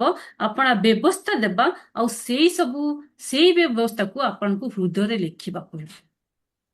ସେଥିପାଇଁ ଆମମାନଙ୍କୁ କଣ କରିବେ? ସେଇ ସବୁ ଯେତେବେଳେ ବ୍ୟବସ୍ଥାକୁ ଲେଖିବେ, ସେତେବେଳେ ଈଶ୍ୱର କଣ କରିବେ? ଆମ୍ଭକୁ ଜାଣିବେ। ସେଥିପାଇଁ କି ଆମମାନଙ୍କୁ ବୁଝିବାକୁ ହେବ, କାରଣ ଆମ୍ଭେ ସେମାନଙ୍କର ଅଧର୍ମ ପ୍ରତି ସଦୟ ହେବା, ଆଉ ସେମାନଙ୍କର ପାପ ସବୁ ଆଉ ସ୍ମରଣରେ ଆଣିବା ନାହିଁ। ଆମମାନଙ୍କୁ ତାହେଲେ କୋଉଠି? ମନରେ ଈଶ୍ୱରଙ୍କର ବାକ୍ୟକୁ ହୃଦୟରେ ଲିପିବଦ୍ଧ କରିବାକୁ ହେବ। ହେଲେ ହିଁ ଆମେ ଈଶ୍ୱରଙ୍କର କାର୍ଯ୍ୟ ଆଉ ବୃଦ୍ଧି ପାଇଁ ଆଉ ତାଙ୍କର ଆଚରଣ ଆମମାନଙ୍କର ଚେଞ୍ଜ ହେବାକୁ ପାରିବ। ଯଦି ଆମମାନଙ୍କ ପାଖରେ ଯଦି ବୀଜ ନାହିଁ, ଈଶ୍ୱରଙ୍କ ବୀଜ ନାହିଁ, ତାହେଲେ ଆମେ ଈଶ୍ୱରଙ୍କ ଲୋକ ନହୁଁ। ତାହେଲେ ଆମମାନଙ୍କର ଆଚରଣ କଣ ହେବ? ଖରାପ ପ୍ରକୃତି ରହିବ। ସେଥିପାଇଁ ଆମମାନଙ୍କର ଆଶୀର୍ବାଦ ପାଇବାକୁ ହେଲେ ଆମମାନଙ୍କର ଭଲ ଆଚରଣ ଆମମାନଙ୍କର ହେବାକୁ ପଡିବ। ଯେ କି କ୍ଲାସ ସମୟରେ ମୁଁ ଆପଣଙ୍କୁ ଏତେ ସମୟ ଗପିକି ଧର ମୁଁ କଥା କହିବି, ଆପଣମାନେ ଯଦି ଶୋଇକି ଶୁଣିବେ, କ୍ୟାମେରା ବନ୍ଦ କରି ନିଜର କାମ ସରିକି ଶୁଣିବେ, ତାହେଲେ ମୋର ଆମେ ମାନେ ଚିନ୍ତା କରନ୍ତୁ, ଆମ ମାନଙ୍କର କଣ ଗୃହ ନାହିଁ, କାର୍ଯ୍ୟ ନାହିଁ? ଆମମାନେ କଣ କରୁଛୁ? ଆପଣମାନଙ୍କ ପାଇଁ ପରିଶ୍ରମ କରୁଛୁ। ଯଦି ପରିଶ୍ରମ କରୁଛୁ କାହିଁକି? ଯେ ଆପଣମାନେ ଯେପରି ଈଶ୍ୱରଙ୍କର ଲୋକ ହୁଅନ୍ତୁ, ଈଶ୍ୱରଙ୍କର ମନୋନୀତ ଲୋକ ହୁଅନ୍ତୁ, ସେଇପରି ନୁହେଁ। ଆଉ ଈଶ୍ୱରଙ୍କ ନିକଟରେ କଣ? ଅନନ୍ତ ଜୀବନ ପାଆନ୍ତୁ। ଅନନ୍ତ ଜୀବନର ଅର୍ଥ ହଉଛି ଆମମାନେ ବଞ୍ଚିଥିବା ଅବସ୍ଥାରେ ଅନନ୍ତ ଜୀବନ ପାଇବା। ଆଉ ଈଶ୍ୱର ଆମମାନଙ୍କ ପାଖକୁ ଆସିବାକୁ ଯାଉଛନ୍ତି, ମୃତ୍ୟୁ ପରେ ନୁହେଁ। କାରଣ ଈଶ୍ୱର ଆମମାନଙ୍କର ଜୀବିତ ଈଶ୍ୱର ଅଟନ୍ତି। ତାଙ୍କ ମୃତ୍ୟୁ ହଉଛି ଶୈତାନର। ସେଥିପାଇଁ କି ଯୋଉଠି ମୃତ୍ୟୁ ଅଛି, ସେଠି ଶୈତାନ ଅଛି। ଯୋଉଠି ଜୀବନ ଅଛି, ଈଶ୍ୱରଙ୍କର ବାକ୍ୟ ଅଛି, ସେଠି ଜୀବନ ଅଛି, ଆଉ ସେଠି ଅନନ୍ତ ଜୀବନ ଅଛି। ସେଥିପାଇଁ ଅନନ୍ତ ଜୀବନ ବାକ୍ୟ ପାଇବାକୁ ହେଲେ, ଯେପରି ଯୀଶୁ କହିଲେ କଣ? ତୁମେ ତୃଷାର୍ତ୍ତ ହେବ ନାହିଁ, ମୁଁ ତୁମକୁ କଣ ଦେବି? ଅନନ୍ତ ଜୀବନର ନିର୍ଝର ସ୍ୱରୂପ, ଜୀବନର ଜଳଦାୟକ ଦେବି। ଅନନ୍ତ ଜୀବନ ନିର୍ଝର ସ୍ୱରୂପ ଦେବି। କୋଉଠି ଲେଖା ହେଇଛି? ଆମମାନଙ୍କର ଯୋହନ 4 ପର୍ବରେ ଆମେ ପଢିଥିଲୁ ଗତ କ୍ଲାସରେ। ଈଶ୍ୱର ଆମମାନଙ୍କୁ ସେଇ ଅନନ୍ତ ଜୀବନର ନିର୍ଝର ସ୍ୱରୂପ ଦେବାକୁ ଯାଉଛନ୍ତି। ତ ତାହାକୁ ହେଲେ ଯଦି ଆମକୁ ଦେଲେ ଈଶ୍ୱର, ତାହେଲେ ଆପଣମାନେ ଚିନ୍ତା କରନ୍ତୁ, ସେଇ ସମୟରେ ଆପଣମାନେ ଯେତେବେଳେ ଯିଏ ବି ଜଏନ୍ କରିନାହାନ୍ତି, ଯୋଉମାନେ ଏ ବିଷୟରେ ଆରମ୍ଭରୁ ଜାଣିନାହାନ୍ତି, ବାଇବେଲର ବେସିକ୍ କ୍ଲାସ୍ ଜାଣିନାହାନ୍ତି, ତ ଆପଣମାନେ ସେମାନଙ୍କୁ ସେଇ ରେକର୍ଡିଂକୁ ସେୟାର କରିବେ କି? ସେଇ ରେକର୍ଡିଂ କୁ ସେୟାର କରିବେ। ଦେଖନ୍ତୁ ଆପଣ ଶୁଣନ୍ତୁ ବୋଲି କରିବେ କି ଆପଣ? Yes, ma'am. କରିପାରେ ଯଦି କରିବେ ସେମାନେ ବୁଝିପାରିବେନି ନୂତନ ନିୟମ କଣ ପୁରାତନ ନିୟମ କଣ ସେମାନେ ଜାଣିପାରିବେନି। ସେ ଯଦି ଆପଣମାନଙ୍କର ଭାଇ କିମ୍ବା ଭଉଣୀ ଆପଣଙ୍କର ବନ୍ଧୁ ଜ୍ଞାତି କୁଟୁମ୍ବ ସେମାନେ ଶିଖିବାକୁ ଚାହୁଁଛନ୍ତି ଆମମାନଙ୍କର ଆଉ ଗୋଟେ ନେକ୍ସଟ କ୍ଲାସ ଯେତେବେଳେ ଖୋଲା ହବ ଆପଣ ଯେତେବେଳେ ନେକ୍ସଟ ସେତେବେଳେ ଆପଣଙ୍କର ନାଁ ଦେବେ ଆପଣଙ୍କର ଲୋକମାନଙ୍କର ତ ସେଇ କ୍ଲାସରେ ସେମାନେ ଜଏନ କରିପାରିବେ। କିନ୍ତୁ ଆପଣ ସେମାନଙ୍କୁ ଏଇ କ୍ଲାସରେ ଆଉ ଜଏନ କରିପାରିବେ ନାହିଁ କାରଣ ଏଇଟା ହଉଛି ଆମମାନଙ୍କର ଆଜିର ଆରମ୍ଭ ସମୟ ଆଉ ଏଥିରେ ଏଣ୍ଟ୍ରି ନାହିଁ। କିନ୍ତୁ ଆପଣମାନେ ସେମାନଙ୍କୁ ମଧ୍ୟ ରେକର୍ଡିଂ ଦିଅନ୍ତୁ ନାହିଁ। ଦେଲେ ସେମାନେ ବୁଝିପାରିବେ ନାହିଁ ପ୍ରକୃତର ବାକ୍ୟର ଅର୍ଥ କଣ। ସେମାନେ ସେଇଠୁ କଣ ହେବେ ତାର ବାକ୍ୟର ଅର୍ଥକୁ ଅନର୍ଥ କରିବେ। ତ ସେଥିପାଇଁ ଆପଣମାନେ ସେମାନଙ୍କର ଯଦି ଜୀବନ ରକ୍ଷା କରିବାକୁ ଚାହୁଁଛନ୍ତି ତ ଆଉ ଗୋଟେ କ୍ଲାସ ହେଲେ ଆପଣ ସେମାନଙ୍କୁ ସେଇଠି ଜଏନ କରାଇବେ। କିନ୍ତୁ ଆପଣଙ୍କୁ ଯାହା ଦିଆଯାଉଛି ଧର ରେକର୍ଡିଂ ଦିଆଯିବ କି ଆପଣଙ୍କୁ PDF ଦିଆହବ କି ଆପଣଙ୍କୁ ଯୋଉ ବିଷୟ ଗୁଡ଼ିକ ଧର ଷ୍ଟୋରି ଟେଲିଂ କହିବା ପାଇଁ ଆପଣଙ୍କୁ କିଛି ଲେଖିକି ଦିଆଯିବ ସେ ସବୁ ଆପଣ ନିଜ ମୋବାଇଲରେ ଦେଖନ୍ତୁ ନିଜେ ଶିଖନ୍ତୁ ନିଜେ ପ୍ରଥମେ ଜ୍ଞାନୀ ହୁଅନ୍ତୁ ନିଜେ ପ୍ରଥମେ ଜାଣନ୍ତୁ ଜ୍ଞାତ ହୁଅନ୍ତୁ ଈଶ୍ୱରଙ୍କ ରାଜ୍ୟ କଣ। ତାପରେ ଆପଣମାନେ ସେୟାର କରନ୍ତୁ ମୁଖ ଦ୍ୱାରା ସେଟା ଅଲଗା କଥା କିନ୍ତୁ ଭିଡିଓ ସେୟାର କରନ୍ତୁ ନାହିଁ। ଭିଡିଓ ଆଉ କୌଣସି ବିଷୟ ସେୟାର କରନ୍ତୁ ନାହିଁ କାହିଁକି ନା ସେଇଟା ହଉଛି ଆମମାନଙ୍କର ନିୟମ ବିରୁଦ୍ଧର କାର୍ଯ୍ୟ। ସେଇଟା ଆପଣମାନେ କରିବେ ନାହିଁ। ବୁଝିପାରିଲେ? ବୁଝିପାରିଲେ? Yes, ma'am. Yes, ହଁ ma'am. Yes. Yes, ma'am. ହଁ ତ 10 ମିନିଟ ପୂର୍ବରୁ ଆମମାନଙ୍କୁ ଶ୍ରେଣୀରେ ଉପସ୍ଥିତ ହେବାକୁ ପଡିବ ଆଉ ପ୍ରାର୍ଥନା ସହିତ ଆପଣ ଜଏନ କରନ୍ତୁ। ସେମିତି ଖାଲି ଜଏନ କରନ୍ତୁ ନାହିଁ କାହିଁକି ନା ପ୍ରାର୍ଥନା ଆମମାନଙ୍କୁ ଈଶ୍ୱରଙ୍କର ନିକଟବର୍ତ୍ତୀ କରାଇବ ଆମମାନଙ୍କୁ ପରେ ଆମମାନଙ୍କୁ ବୁଝିବାକୁ ଦେବ। ମୁଁ ବି ମଧ୍ୟ ଆପଣମାନଙ୍କ ପାଇଁ ପ୍ରାର୍ଥନା କରିବି ଆପଣମାନେ ଯେପରି ଆହୁରି ଆହୁରି କଣ କରନ୍ତୁ ବାକ୍ୟକୁ ଜାଣନ୍ତୁ ଆଉ ଶିଖନ୍ତୁ ଆଉ ଯେପରି ଆପଣଙ୍କର ଜ୍ଞାନକୁ ବୃଦ୍ଧିପ୍ରାପ୍ତ କରି ଈଶ୍ୱରଙ୍କ ରାଜ୍ୟ ପାଇଁ ଆପଣ ବ୍ୟବହୃତ ହୁଅନ୍ତୁ ଆଉ କଣ କରନ୍ତୁ ଅନେକ ଫଳ ଫଳନ୍ତୁ। ତ ଆପଣ ଯଦି ବିଳମ୍ବରେ ଆସିବେ ଯଦି ଲେଟରେ ଆସିବେ ତାହେଲେ ଆପଣଙ୍କର ଉପସ୍ଥିତି ପଡିବ କେହି ମୁଁ ଦେଖୁଛି ଯେ ଆମମାନଙ୍କର ଯେତେବେଳେ କ୍ଲାସ ସରିଯାଉଛି ଆମମାନଙ୍କର ଆଟେଣ୍ଡାନ୍ସ ସିଟ୍ ଆସୁଛି କେହି କଣ 3 ମିନିଟ୍ ଜଏନ କରିଛନ୍ତି 7 ମିନିଟ୍ ଜଏନ କରିଛନ୍ତି 8 ମିନିଟ୍ 10 ମିନିଟ୍ ତ ସେମାନଙ୍କୁ ଆମେ ଆଟେଣ୍ଡାନ୍ସ ଦେଇପାରିବୁ ସେମାନଙ୍କୁ ଆଟେଣ୍ଡାନ୍ସ No. ଦେଇପାରିବୁ ନାଇଁ ଦେଇପାରିବୁ ma'am. ନାହିଁ। ନେକ୍ସଟ ଲେବଲକୁ ଆପଣମାନଙ୍କୁ ସେଇଠୁ ବାହାର କରି ଦିଆଯିବ। ଦୁଃଖର ବିଷୟ ଆପଣ ଏତେ ବାଟ ଆସିବେ କିନ୍ତୁ ଆପଣମାନଙ୍କୁ ବାହାର କରି ଦିଆଯିବ। ସେଥିପାଇଁ ଆପଣମାନେ ଚିନ୍ତା କରନ୍ତୁ ଏ କ୍ଲାସକୁ ଯଦି ବି ଆପଣ ମିସ୍ କରୁଛନ୍ତି କୌଣସି କାରଣବଶତଃ ଯେମିତି ଆଜି ଜଣେ ଭାଇ କହିଲେ ଆମମାନଙ୍କର ଏଭାଞ୍ଜେଲିଷ୍ଟ ଜେମ୍ସ ବ୍ରଦରଙ୍କୁ କହିଲେ କଣ ଯେ ମୁଁ ଆଜି କ୍ଲାସ ଜଏନ କରିପାରିବି ନାହିଁ। ତ ସେ ଯେତେବେଳେ ସେୟାର କଲେ ଆମମାନେ ଖୁସି ହେଲୁ କାହିଁକି ନା ଏଇ କ୍ଲାସର ଭିଡିଓଟି ଆମେ ତାଙ୍କୁ ସେୟାର କରିଦେବୁ ସେ ବୁଝିବେ ଜାଣିବେ। ତ ଆପଣମାନେ ମଧ୍ୟ ଯଦି ବି ଜଏନ କରିପାରୁନାହାନ୍ତି ଆପଣମାନଙ୍କ ଷ୍ଟାଫ ମାନଙ୍କୁ ଜଣାନ୍ତୁ କିନ୍ତୁ କ୍ଲାସରେ ଅଧିକ ସମୟ ଆଉ ଯଦି ରହି ନ ପାରିବେ ଭିଡିଓ ଶୁଣନ୍ତୁ ନହେଲେ ନାହିଁ କ୍ଲାସକୁ ପୂର୍ଣ୍ଣ ମାତ୍ରାରେ ଶୁଣନ୍ତୁ କିନ୍ତୁ ମଝିରୁ 10 ମିନିଟ୍ ଜଏନ କରିକି ଆଉ ଆପଣ ଅବହେଳିତ ଭାବରେ ଜଏନ କରନ୍ତୁ ନାହିଁ କାରଣ ଏଇଟା ହଉଛି ଈଶ୍ୱରଙ୍କର ରାଜ୍ୟ ଆଉ ଈଶ୍ୱରଙ୍କର ବାକ୍ୟକୁ ପ୍ରଚାର କରିବାର ସମୟ। ଆପଣ ଭାବୁଛନ୍ତି ଏଇଟା ଅନଲାଇନ କିନ୍ତୁ ଆମେ ବି ଅଫଲାଇନରେ ମିଟ୍ ହବା କାରଣ ଆମେ ଯେହେତୁ ଆମେ ଓଡ଼ିଶାରେ ରହୁଛୁ ଅଲଗା କୋଉ ରାଜ୍ୟରେ ନୁହଁ। ଯଦି ଆମେ ଓଡ଼ିଶାରେ ରହୁଛୁ ଗୋଟେ ଜାଗାରେ ଆମେ ମଧ୍ୟ ଏକତ୍ରିତ ଦିନେ ହେବା ସେଠି ମଧ୍ୟ ଆମେ ଉତ୍ତର ଦେଇପାରିବା କେତେବେଳେ ଯେତେବେଳେ ଆମର ଗୁଡ୍ ରିଲେସନସିପ ରହିବ। ଆପଣ ଯଦି 2 ମିନିଟ୍ 3 ମିନିଟ୍ ରହିକି ଆପଣ ପଳେଇବେ ତାହେଲେ ଆପଣମାନଙ୍କ ସହିତ ସୁସମ୍ପର୍କ ରହିପାରିବ ନାହିଁ। ତ ଆପଣ କେମିତି କ୍ଲାସରେ ସେଇ ସମୟରେ ଯୋଗ ଦେବା? ତ ଆମମାନଙ୍କୁ ଆଗକୁ ପ୍ରେରିତ ଭାବରେ କାର୍ଯ୍ୟ କରିବାର ଅଛି ନା ନାହିଁ? ଆମେନ୍ Amen. ଆମମାନଙ୍କୁ ପ୍ରକାଶିତ ବାକ୍ୟକୁ ପୁଣି ପ୍ରଚାର କରିବାର ଅଛି ତ ଆମମାନଙ୍କୁ ତାହା ପୂର୍ବରୁ ଆମମାନଙ୍କୁ କଣ କରିବାର ଅଛି ନିଜକୁ ତ ପ୍ରଥମେ ମୁଁ ନିଜେ ସିନା ଠିକ ହେଲେ ନିଜେ ବୁଝିଲେ ନିଜେ କ୍ଲାସରେ ଠିକ ସେ ଜଏନ କଲେ ତାହେଲେ ମୁଁ ଯାଇକି କଣ କରିପାରିବି ଅନ୍ୟକୁ କଣ ସେଇ ବିଷୟରେ ବୁଝେଇ ପାରିବି ବା ଅନ୍ୟକୁ ମୁଁ ଜଣେଇ ପାରିବି ଆଉ ମୁଁ ଗୋଟେ ପରଫେକ୍ଟ ପର୍ସନ ହେଇପାରିବି ଈଶ୍ୱରଙ୍କ ଦୃଷ୍ଟିରେ ମୋ ଦୃଷ୍ଟିରେ ନ ହଉ। ଆମମାନଙ୍କ ସବୁ ରେକର୍ଡ ରହେ ବାଇବେଲ ଏକାଡେମୀରେ ଗୋଟେ ବିଷୟ ଅଛି ସବୁର ରେକର୍ଡ ରହେ। ସେଥିପାଇଁ ଆପଣମାନେ ଭାବନ୍ତୁନି ଯେ 5 ମିନିଟ୍ ଜଏନ କରି ଆପଣ କହିପାରିବେନି ଯେ ମୁଁ ଜଏନ କରିଛି ବୋଲି କାରଣ ଆମମାନଙ୍କର ସବୁ ସମୟ ମଧ୍ୟ ପଡୁଛି କିଏ କେତେ ମିନିଟ୍ ଜଏନ କରେ। ତ ତ ସେଥିପାଇଁ ଆମମାନଙ୍କୁ ବିଳମ୍ବରେ ଜଏନ୍ କରନ୍ତୁ ନାହିଁ, 5 ମିନିଟ୍ ପୂର୍ବରୁ ଜଏନ୍ କରନ୍ତୁ। ଆଉ ଅନୁପସ୍ଥିତ ଯଦି ରହୁଛନ୍ତି ତାହେଲେ କାହାକୁ ଆପଣଙ୍କର ଷ୍ଟାଫ୍ ମାନଙ୍କୁ ହଉ କି ମୋର ନମ୍ବର ଅଛି କି ଏଭାଞ୍ଜେଲିଷ୍ଟଙ୍କ ନମ୍ବର ଅଛି, ଆପଣ ତାଙ୍କୁ ଜଣାନ୍ତୁ ଯେ ମୁଁ ଆଜି କ୍ଲାସ୍ ଜଏନ୍ କରିନି, ମତେ ଟିକେ ଭିଡିଓ ସେୟାର କରିଦେବେ। ଆମେନ୍ Amen.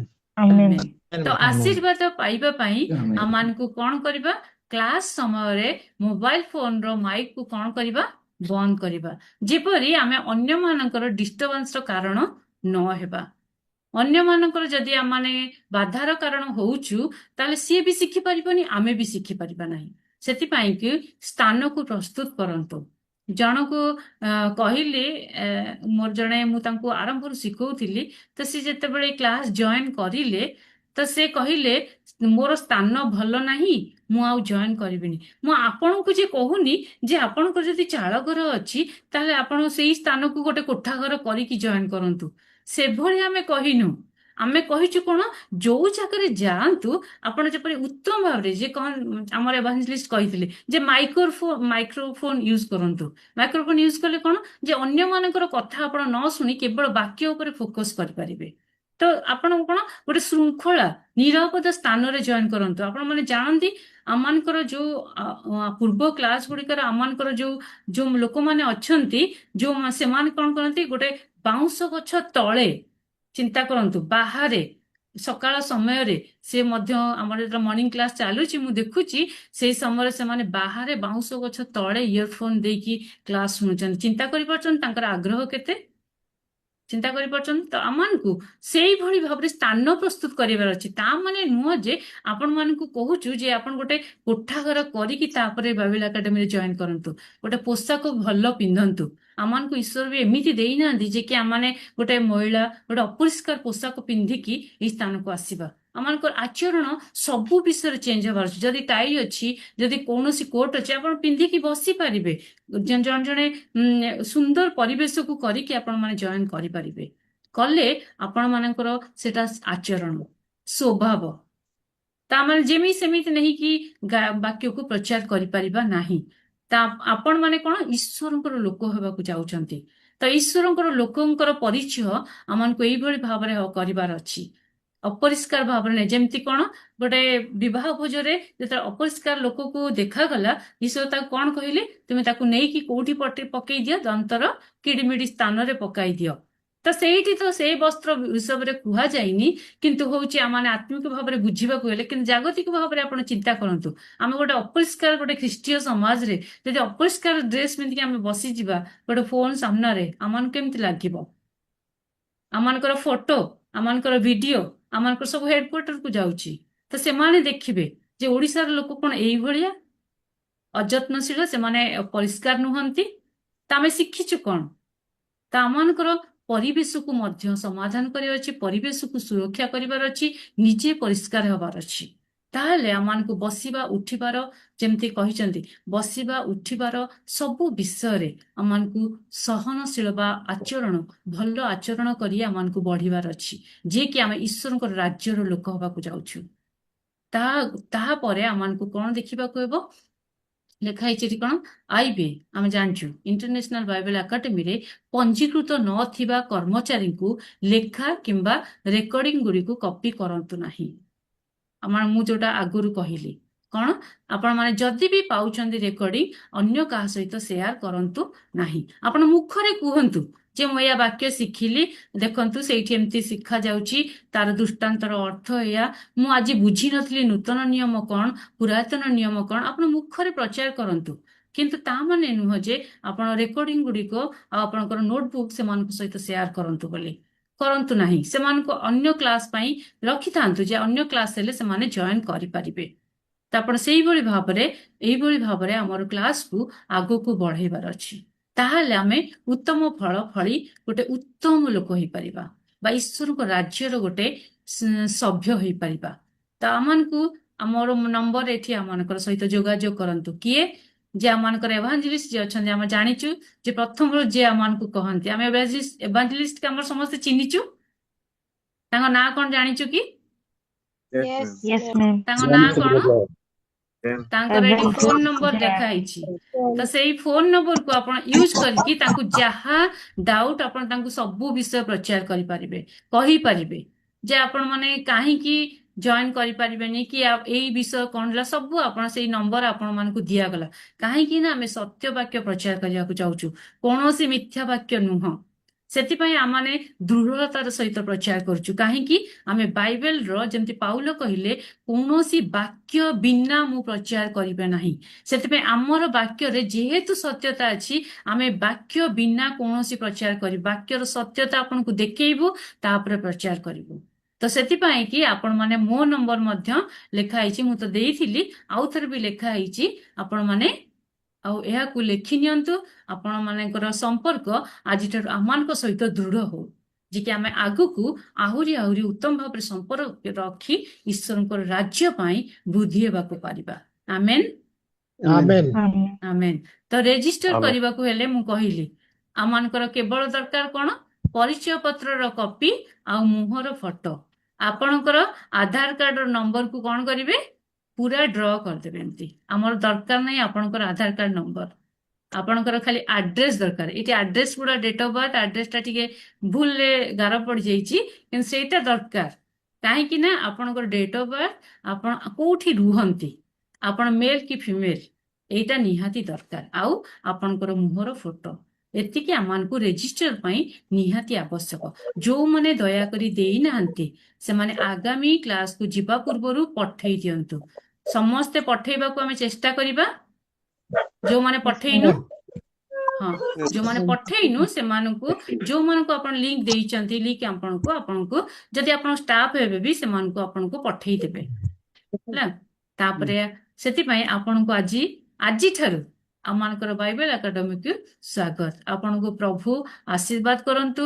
ଆପଣ ମାନଙ୍କର ସହିତ ଗୋଟେ ଉତ୍ତମ ସମ୍ପର୍କ ହେଉ। ଆମେ ଆପଣଙ୍କୁ କ୍ଲାସରେ ସ୍ୱାଗତ କରୁଛୁ। ଯେପରି ଏଇ କ୍ଲାସ ଗୋଟେ କଣ ହଉ, ଈଶ୍ୱରଙ୍କର ରାଜ୍ୟରେ ପରିଣତ ହଉ। ଆମେ ମାନେ କଣ ହଉ, ଈଶ୍ୱରଙ୍କର ରାଜ୍ୟର ଲୋକ ହଉ। ଏଇ ପୃଥିବୀରେ କେବଳ ଧନ ସମ୍ପତ୍ତି ଅର୍ଜନ କରିବା ସମସ୍ତଙ୍କ ପାଖରେ ଅଛି, କିନ୍ତୁ ଈଶ୍ୱରଙ୍କର ରାଜ୍ୟର ବାକ୍ୟକୁ ହୃଦୟରେ ରଖିବା ସମସ୍ତଙ୍କ ପାଖରେ ସକ୍ଷମ ନାହିଁ। କାହିଁକି ନା ଈଶ୍ୱର ଆଜି ଆମକୁ ଏଇ ସ୍ଥାନକୁ ଆଣିଛନ୍ତି, ମନୋନୀତ କରିଛନ୍ତି। ସେ ଆମମାନଙ୍କୁ ଚାହାନ୍ତି ତାଙ୍କର ଆଶୀର୍ବାଦ ପ୍ରାପ୍ତ ଲୋକ କରିବା ପାଇଁ। ସେଥିପାଇଁ ଆମମାନଙ୍କୁ ଏଇ ବାଇବେଲ ଏକାଡେମୀର ଦ୍ୱାରା ଆମମାନଙ୍କୁ ସମସ୍ତଙ୍କୁ ସ୍ୱାଗତ। ଆପଣମାନେ ବହୁତ ବହୁତ ଧନ୍ୟବାଦ। ଆପଣମାନେ ଆଜି ଆସିଛନ୍ତି। ଆଜି ଆମମାନଙ୍କର ଅଳ୍ପ ସମୟର କ୍ଲାସ ଥିଲା, କାହିଁକି ନା ଆପଣ ସହିତ ଗୋଟେ ଉତ୍ତମ ସମ୍ପର୍କ ରଖିବାର ଦିନ। ତାମାନେ ଗୁରୁବାର ସମସ୍ତେ ଜଏନ କରିବା, ଆମମାନଙ୍କର କ୍ଲାସ ଆରମ୍ଭ ହବ। ଆମେନ୍। Amen. ଫାଷ୍ଟ ଆପଣଙ୍କର ଲିଙ୍କରେ ଫାଷ୍ଟ ଟପିକଟା ଆପଣଙ୍କୁ ଦିଆଯିବ। ଆପଣ ମନେ ରଖିବେ ଆଉ ସେଇ କ୍ଲାସକୁ ଉତ୍ତମ ଭାବରେ ଜଏନ କରିବେ। ଯାହା ଆମେ ବେସିକ କ୍ଲାସ କରିଛୁ ତାହାକୁ ଆହୁରି ବୃଦ୍ଧି ଭାବରେ ପଢିବା, ଆହୁରି ତାର ନିଗୁଡ ତତ୍ତ୍ୱକୁ ବିଷୟକୁ ବୁଝିକି ପଢିବା। ତ ସେଇଆକୁ ଯେତେବେଳେ କ୍ଲାସ କରିବା ଆମେ ଆହୁରି ଅଧିକ ବିଷୟ ଜାଣି ଈଶ୍ୱରଙ୍କର ରାଜ୍ୟ ପାଇଁ ବ୍ୟବହୃତ ହବା। ଆମମାନଙ୍କର ମୁଖ କେବଳ କଣ ଖରାପ ଆଚରଣ ପାଇଁ ନୁହଁ, ଈଶ୍ୱରଙ୍କର ରାଜ୍ୟ ପାଇଁ ବ୍ୟବହୃତ ହଉ। ଆଉ ଈଶ୍ୱରଙ୍କର ରାଜ୍ୟ ଯେତେବେଳେ ଆମମାନଙ୍କ ମଧ୍ୟରେ ଆଉ ଆସିବ, ଈଶ୍ୱର ସେତେବେଳେ ଅନେଇକି ବସିଛନ୍ତି ଯେ ଆମମାନଙ୍କ ପାଖକୁ ସେ ଆସିବାକୁ ଯାଉଛନ୍ତି। କାହିଁକି? ଆମେ ଜାଣିଛୁ ପ୍ରକାଶିତ ବାକ୍ୟ 22ର ଶେଷ ପଦରେ ଲେଖା ହେଇଛି କଣ, 20 ପଦ, ଆମେ ଶୀଘ୍ର କଣ କରୁଅଛୁ, ଆସୁଅଛୁ। ନା ଆମେ ଯିବା? ଆମେ ଯିବା କି? ଈଶ୍ୱରଙ୍କର ଦ୍ୱିତୀୟ ଆଗମନ ହବାର ଅଛି। ତ ଆମମାନଙ୍କୁ ସେଇଟାକୁ ବୁଝିବ, ଯୀଶୁ ଶୀଘ୍ର ଆସିବାକୁ ଯାଉଛନ୍ତି। ସେଥିପାଇଁ ଆମମାନଙ୍କୁ ପ୍ରସ୍ତୁତ ହବାର ଅଛି। ତ ବାଇବେଲ ଏକାଡେମୀ ଆପଣଙ୍କୁ ପ୍ରସ୍ତୁତ କରିବାକୁ ଚାହେଁ। ତ ଆମେନ୍। ଆସନ୍ତୁ, ପ୍ରଭୁ ସମସ୍ତଙ୍କୁ ଆଶୀର୍ବାଦ କରନ୍ତୁ। ଆଗାମୀ କ୍ଲାସରେ ଆହୁରି ଅଧିକ ସଂଖ୍ୟକ ଲୋକ ଜଏନ କରିବା, ଆମମାନେ ଯୋଉମାନେ ଜଏନ କରିନାହାନ୍ତି ସେମାନଙ୍କୁ ସାହାଯ୍ୟ କରିବା, ଆଉ ଆଗାମୀ କ୍ଲାସ ଗୁଡିକ ଉତ୍ତମ ଭାବରେ ଆମମାନେ ଆଜି ଆମମାନଙ୍କର ଷ୍ଟାଫ ମାନଙ୍କର ଆକ୍ଚୁଆଲି ଫେସଟା ଆମେ ଦେଖେଇବାର ଥିଲା, କିନ୍ତୁ ଆପଣମାନଙ୍କୁ ଆମମାନଙ୍କର ଜନସାନି ଅଛନ୍ତି ଆଉ ଜେମ୍ସ ବ୍ରଦର, ସେ ଆପଣମାନଙ୍କୁ ଆଉ ସେ ଦେଖେଇବେ, ସେ ଇଭାଞ୍ଜେଲିଷ୍ଟ ଯିଏ ଦେଖେଇବେ ଆପଣମାନଙ୍କର ଷ୍ଟାଫ କିଏ ଅଛନ୍ତି। ତ ଆସନ୍ତୁ ଆମମାନେ ପ୍ରାର୍ଥନା କରିକି ଆଜିର କ୍ଲାସକୁ ଶେଷ କରିବା। ଆମେନ୍ ଆମେନ୍। ଆସନ୍ତୁ ଆମେ ପ୍ରାର୍ଥନା କରିବା।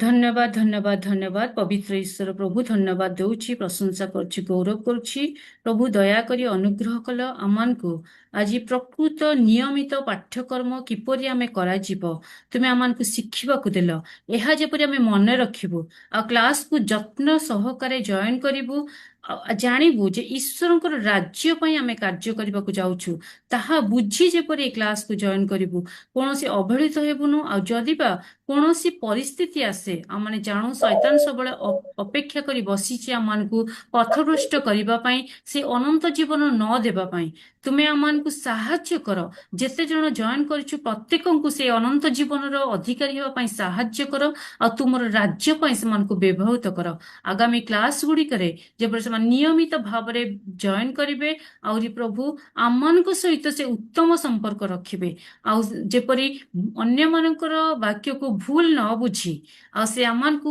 ଉଚିତ ଭାବରେ ଆଉ ପ୍ରଶ୍ନ ପଚାରି ତାର ଉତ୍ତର ପାଇବାକୁ ପାରିବେ ତୁମେ ସେ ସକ୍ଷମତା ସେମାନଙ୍କୁ ପ୍ରଦାନ କର ସବୁ ଗୌରବ ମହିମା ତୁମେ ପାଅ ଏହି ସଂକୀର୍ଣ୍ଣ ପଥକୁ ଦେଇ ଯିବା ବେଳେ ତୁମେ ଆମମାନଙ୍କୁ ସାହାଯ୍ୟ କର ପ୍ରାର୍ଥନା ଶୁଣିଲ ଧନ୍ୟବାଦ ଦେଇ ଆଜିର ରାତ୍ର ସମୟରେ ପ୍ରତ୍ୟେକଙ୍କୁ ଆଜିର ସମୟକୁ ଆଜିର ସମସ୍ତଙ୍କୁ ତୁମ ସମର୍ପିତ କରି ଏହି କ୍ଷୁଦ୍ର ବିନତି ନାଜରିତ ଯୀଶୁ ଖ୍ରୀଷ୍ଟଙ୍କ ନାମରେ ମାଗୁଅଛି ଆମେନ୍ ଆମେନ୍ ସମସ୍ତଙ୍କୁ ଧନ୍ୟବାଦ praise the Lord Amen. Praise the Lord. Good night Good night. Praise the good Lord. Praise night the Lord. Praise the Lord Praise the Lord. Yes, sir. Praise the Lord. Praise the Lord. चलो Praise the Lord. Praise the Lord ଆପଣମାନେ class ଭଲ ପାଇଏ okay okay James ସମସ୍ତେ ଶୁଣି ପାରୁଛନ୍ତି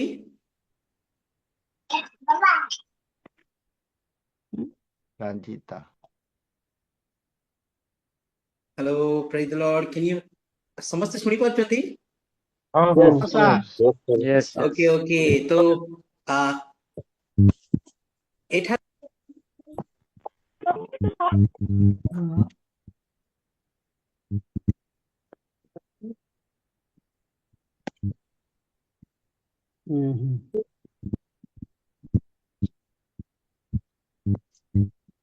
network ନାହିଁ କି ଜନସନି James brother network ନାହିଁ ଆପଣଙ୍କର ଚିତ୍ର ମନେ ରଖିବେ ସମସ୍ତେ ଆମେ ଆପଣଙ୍କ କଥା ଠିକ ସେ ଶୁଭୁନି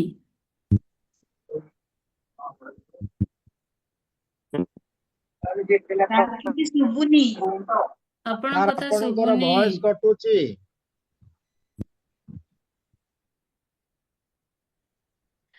ଠିକ ଅଛି ମୁଁ କହିଦଉଛି ତାଙ୍କର ନେଟୱାର୍କ ନାହିଁ ଆମମାନେ ଜାଣିଲୁ ଆମମାନଙ୍କର ଷ୍ଟାଫ ଏମାନେ ଆମେ ଚିତ୍ର ଦେଖି ଜାଣିପାରୁଛୁ ଫାଷ୍ଟ କିଏ ଅଛନ୍ତି ନାରାୟଣ ସାର୍ ଅଛନ୍ତି ଫାଷ୍ଟ ଆମମାନଙ୍କର ଉପରୁ ଯିବା ଫାଷ୍ଟ କିଏ ଅଛନ୍ତି ଆପଣ ଅଛନ୍ତି ତ ଆମମାନଙ୍କର ଏଭାଞ୍ଜେଲିଷ୍ଟ କିଏ ଆଜ୍ଞା ଆମମାନଙ୍କର ସେକେଣ୍ଡରେ କିଏ ଅଛନ୍ତି ଏଭାଞ୍ଜେଲିଷ୍ଟ ଅଛନ୍ତି ପରେ ଆମମାନଙ୍କର ଇଏ ବି ଜଣେ ଏଭାଞ୍ଜେଲିଷ୍ଟ ଲୁକ୍ ଏଭାଞ୍ଜେଲିଷ୍ଟ ହେଲା ସେ ବି ଜଣେ ଏଭାଞ୍ଜେଲିଷ୍ଟ ତ ଆମମାନେ ଏଇ ତଳେ ଯୋଉମାନଙ୍କୁ ଦେଖୁଛୁ ନାରାୟଣ ମାଇକ୍ ଅଫ୍ କରନ୍ତୁ ତ ଆମମାନେ ଯୋଉ ତଳେ ଯୋଉ ନାଁ ଗୁଡା ଦେଖୁଛୁ Narayan brother Abhishek brother Dilip brother Esther sister Anima sister ଆଉ ସୁଭଦ୍ରା ସିଷ୍ଟର ଏମାନେ ହଉଛନ୍ତି କୋଉମାନେ ଆମମାନଙ୍କର ଷ୍ଟାଫ ମୁଁ କହିଥିଲି ନା ସେ ଲାଷ୍ଟକୁ ଦେଖେଇବେ ଯେ ଆମମାନଙ୍କର ଷ୍ଟାଫ କୋଉମାନେ ତ ଏଇମାନେ ଆପଣମାନଙ୍କୁ କଣ କରିବେ ଲିଙ୍କ ପଠେଇବେ ଆଉ ଆପଣଙ୍କୁ କଣ କରିବେ ଏଇ କ୍ଲାସକୁ ଆଗକୁ ନେଇଯିବା ପାଇଁ ସାହାଯ୍ୟ କରିବେ ଯେମିତିକି କଣ କହିଲି ଯେ ଈଶ୍ୱର କଣ କରିବେ ବାକ୍ୟ ଆମମାନଙ୍କୁ ଦେବେ କିନ୍ତୁ ଯୋଉ ବାକ୍ୟ ଦେଇଛନ୍ତି ହୁଏତ ଈଶ୍ୱର ମାଂସମୟ ଶରୀରକୁ ମତେ ବ୍ୟବହାର କରନ୍ତି ଆଉ ଆମମାନଙ୍କର ଜେମ୍ସ ବ୍ରଦରକୁ ସିଏ ବି ଜଳସେଚନ କାର୍ଯ୍ୟ କରିବେ ଆଉ ଏଇମାନେ ଏଇ ଷ୍ଟାଫ ମାନେ ଜଳସେଚନ କାର୍ଯ୍ୟ କରିବାରେ ଆପଣମାନଙ୍କୁ ସାହାଯ୍ୟ କରିବେ ଆମେନ୍ ଆମେ ଏମାନଙ୍କୁ ମନେ ରଖିବା ଆଉ ସେମାନଙ୍କୁ ଯେତେବେଳେ ଆପଣଙ୍କୁ ମେସେଜ କରିବେ ଆପଣ ସେମାନଙ୍କୁ ସମ୍ମାନର ସହିତ ଉତ୍ତର ଦେବେ ବୁଝିପାରୁଛନ୍ତି କାରଣ 8 ମାସ ଧରି ଆପଣଙ୍କୁ ସିଏ ସବୁର ସାହାଯ୍ୟ କରିବେ ସେଥିପାଇଁ ଆପଣ ସେମାନଙ୍କୁ ଉତ୍ତମ ଭାବରେ ଫୋନ କରିବେ ଆଉ ବୁଝିବେ ସେମାନଙ୍କୁ ସମ୍ମାନ ଦେବେ ଆମେନ୍ ତ ତ ଆସନ୍ତୁ ଆମମାନେ ଆଜି ପ୍ରଭୁ ଶିଖେଇଥିବା ପ୍ରାର୍ଥନା କରିବା। ନେକ୍ସଟ କ୍ୱେଶ୍ଚନ ଆଜ୍ଞା ମ୍ୟାମ୍ ଆମର ଏକ୍ସାମ ଟା ଅନଲାଇନ ହବ ନା ମ୍ୟାମ୍ ଅଫଲାଇନ ହବ? ନାଇଁ ଆମେ ସେଇଟା ସରିଲା ପରେ ଆମମାନଙ୍କୁ କ୍ୱେଶ୍ଚିନ୍ ଆନ୍ସର ଦିଆହବ, ଆପଣ ମାନେ ଘୋଷିବେ, ତାପରେ ସେଇଟା ଶେଷରେ ଅଛି। ଆପଣ ମାନେ ଏବେ ଅବିକା କ୍ଲାସ ଆଗ ଷ୍ଟାର୍ଟ କରିବା, ବୁଝିପାରୁଛନ୍ତି? ପରୀକ୍ଷା ପାଇଁ ଚିନ୍ତା କରନ୍ତୁ ନାହିଁ ଯେ ଆମେ ମାନେ ଗୋଟେ ଏତେ ବଡ ପରୀକ୍ଷା ହବ ଯେ ଆମେ ସେଥିପାଇଁ ଆଉ କ୍ଲାସ ବନ୍ଦ କରିଦବା, ସେମିତି ଚିନ୍ତାଧାରା ରଖନ୍ତୁ ନାହିଁ। କାରଣ ଆମେ ଯେତେବେଳେ କ୍ଲାସ ଆଗକୁ ଆଗକୁ ପଢିବା ଆମମାନଙ୍କୁ ଆରାମ ଲାଗିବ ଯେ କି ଆମେ ଉତ୍ତର ସବୁ ଦେଇପାରିବା। ଯଦି ନ ବୁଝିପାରିବା ତାହେଲେ ଉତ୍ତର ଦେଇପାରିବାନି। ସେଥିପାଇଁ ଆମମାନଙ୍କୁ ବୁଝିବାକୁ ହେବ। ବାକ୍ୟକୁ ଠିକ ସେ ବୁଝିଲେ ଆମେ ସେ କ୍ୱେଶ୍ଚିନ୍ର ଉତ୍ତର ମଧ୍ୟ ଠିକ ସେ ଦେଇପାରିବା ଆଉ ପରୀକ୍ଷାକୁ ମଧ୍ୟ ଭୟ କରିବା ନାହିଁ। ଆମେନ୍। ପରୀକ୍ଷାକୁ ନେଇକି ଏବେ ଭୟ କରୁଛନ୍ତି କି? ନାଇଁ ମାନେ ମ୍ୟାମ୍ କ୍ଲିୟର କରା ହବ। ନାଇଁ କିଛି ନାହିଁ, ଅନଲାଇନ ହିଁ ହବ, ଅନଲାଇନ ହବ। ସେଥିପାଇଁ ନୁହଁ, ଆପଣଙ୍କୁ ଅପସନ ବାଲା ବି ଦିଆଯିବ, ସେଥିପାଇଁ ଭୟ କରନ୍ତୁ ନାହିଁ। ଆପଣ ମାନେ ଏବେଠୁ କଣ କରନ୍ତୁ, ଜାଗ୍ରତ ରୁହନ୍ତୁ। ବାଇବେଲ ବାକ୍ୟ ଶିଖିବା ପାଇଁ ଆପଣ ମାନେ କଣ କରନ୍ତୁ, ମନରେ ଜାଗୃତି ପ୍ରଦାନ କରନ୍ତୁ ଯେ କି ଆମେ ଆହୁରି ଶିଖିବୁ। ଆମେନ୍। ଆସନ୍ତୁ ଆମମାନେ ଆଜିର ପ୍ରଭୁ ଶିଖେଇଥିବା ପ୍ରାର୍ଥନା କରିବା। ତ ଆମମାନେ କଣ କରିବା, ଯୋଉ ଆଗାମୀ କ୍ଲାସ ଅଛି ଗୁରୁବାର ଦିନ ଯୋଉ କ୍ଲାସ ଅଛି ଆମେ ସମସ୍ତେ ଜଏନ୍ କରିବା। ସେଇଠି ଆମମାନଙ୍କର ରିଭ୍ୟୁ କ୍ଲାସଟା ହବ। କାରଣ ଆଜି ଆମେ ଜାଣିଲୁ ଆମ ଜେମ୍ସ ବ୍ରଦରଙ୍କର ନାହିଁ ହଉଛି, ଏଭାଞ୍ଜେଲିଷ୍ଟଙ୍କର ନେଟୱାର୍କ ନାହିଁ, ସେ ଆପଣଙ୍କୁ ରିଭ୍ୟୁ କ୍ଲାସ କରିଥାନ୍ତେ। ତ ନେକ୍ସଟ କ୍ଲାସରେ ସେ ରିଭ୍ୟୁ କରିବେ ଆଉ ସେ ସମସ୍ତ କାର୍ଯ୍ୟ ମଧ୍ୟ କରିବେ। ଆସନ୍ତୁ ଆମେ ସମସ୍ତେ ପ୍ରଭୁ ଶିଖେଇବା ପ୍ରାର୍ଥନା କରିବା ଆଉ କ୍ଲାସକୁ ଆଜି ସମାପ୍ତ କରିବା। ମାଇକ୍ ଖୋଲିବା, ପ୍ରଭୁ ଶିଖେଇବା ପ୍ରାର୍ଥନା କରିବା। ହେ ଆମମାନଙ୍କର ସ୍ୱର୍ଗସ୍ଥ ପିତା, ତୁମ ନାମ ପବିତ୍ର ବୋଲି ମାନ୍ୟ ହେଉ, ତୁମ ରାଜ୍ୟ ଆସୁ, ଯେ ରୂପେ ସ୍ୱର୍ଗରେ ସେ ରୂପେ ପୃଥିବୀରେ ତୁମ ଇଚ୍ଛା ସଫଳ ହେଉ। ଆଜି ଆମମାନଙ୍କୁ ପ୍ରୟୋଜନୀୟ ଆହାର ଦିଅ, ଆମ୍ଭେମାନେ ଯେପରି ଆପଣ ଅପରାଧୀମାନଙ୍କୁ କ୍ଷମା କରିଅଛୁ ସମସ୍ତ ଅପରାଧ ସବୁ କ୍ଷମା କର। ପରୀକ୍ଷାରେ ଆଣ ନାହିଁ, ମାତ୍ର ମନ୍ଦଠାରୁ ରକ୍ଷା କର। ତେଣୁ ରାଜ୍ୟ, ପରାକ୍ରମ, ଗୌରବ ଯୁଗେ ତୁମ୍ଭର। ଆମେନ୍। ଆସନ୍ତୁ ସବୁ ଗୌରବ ପ୍ରଭୁଙ୍କୁ ଦବା, ସବୁ ଗୌରବ ପ୍ରଭୁଙ୍କୁ ଦବା। କାରଣ ଈଶ୍ୱର ହିଁ ଆମମାନଙ୍କୁ କଣ କରିବେ, ସାହାଯ୍ୟ କରିବେ। ସବୁ ଗୌରବ ହିଁ ପ୍ରଭୁଙ୍କର। ସମସ୍ତଙ୍କୁ praise the Lord, good night. धन्यवाद praise the Lord See you next class. समस्त praise the Lord, good night, good night, शुभरात्रि।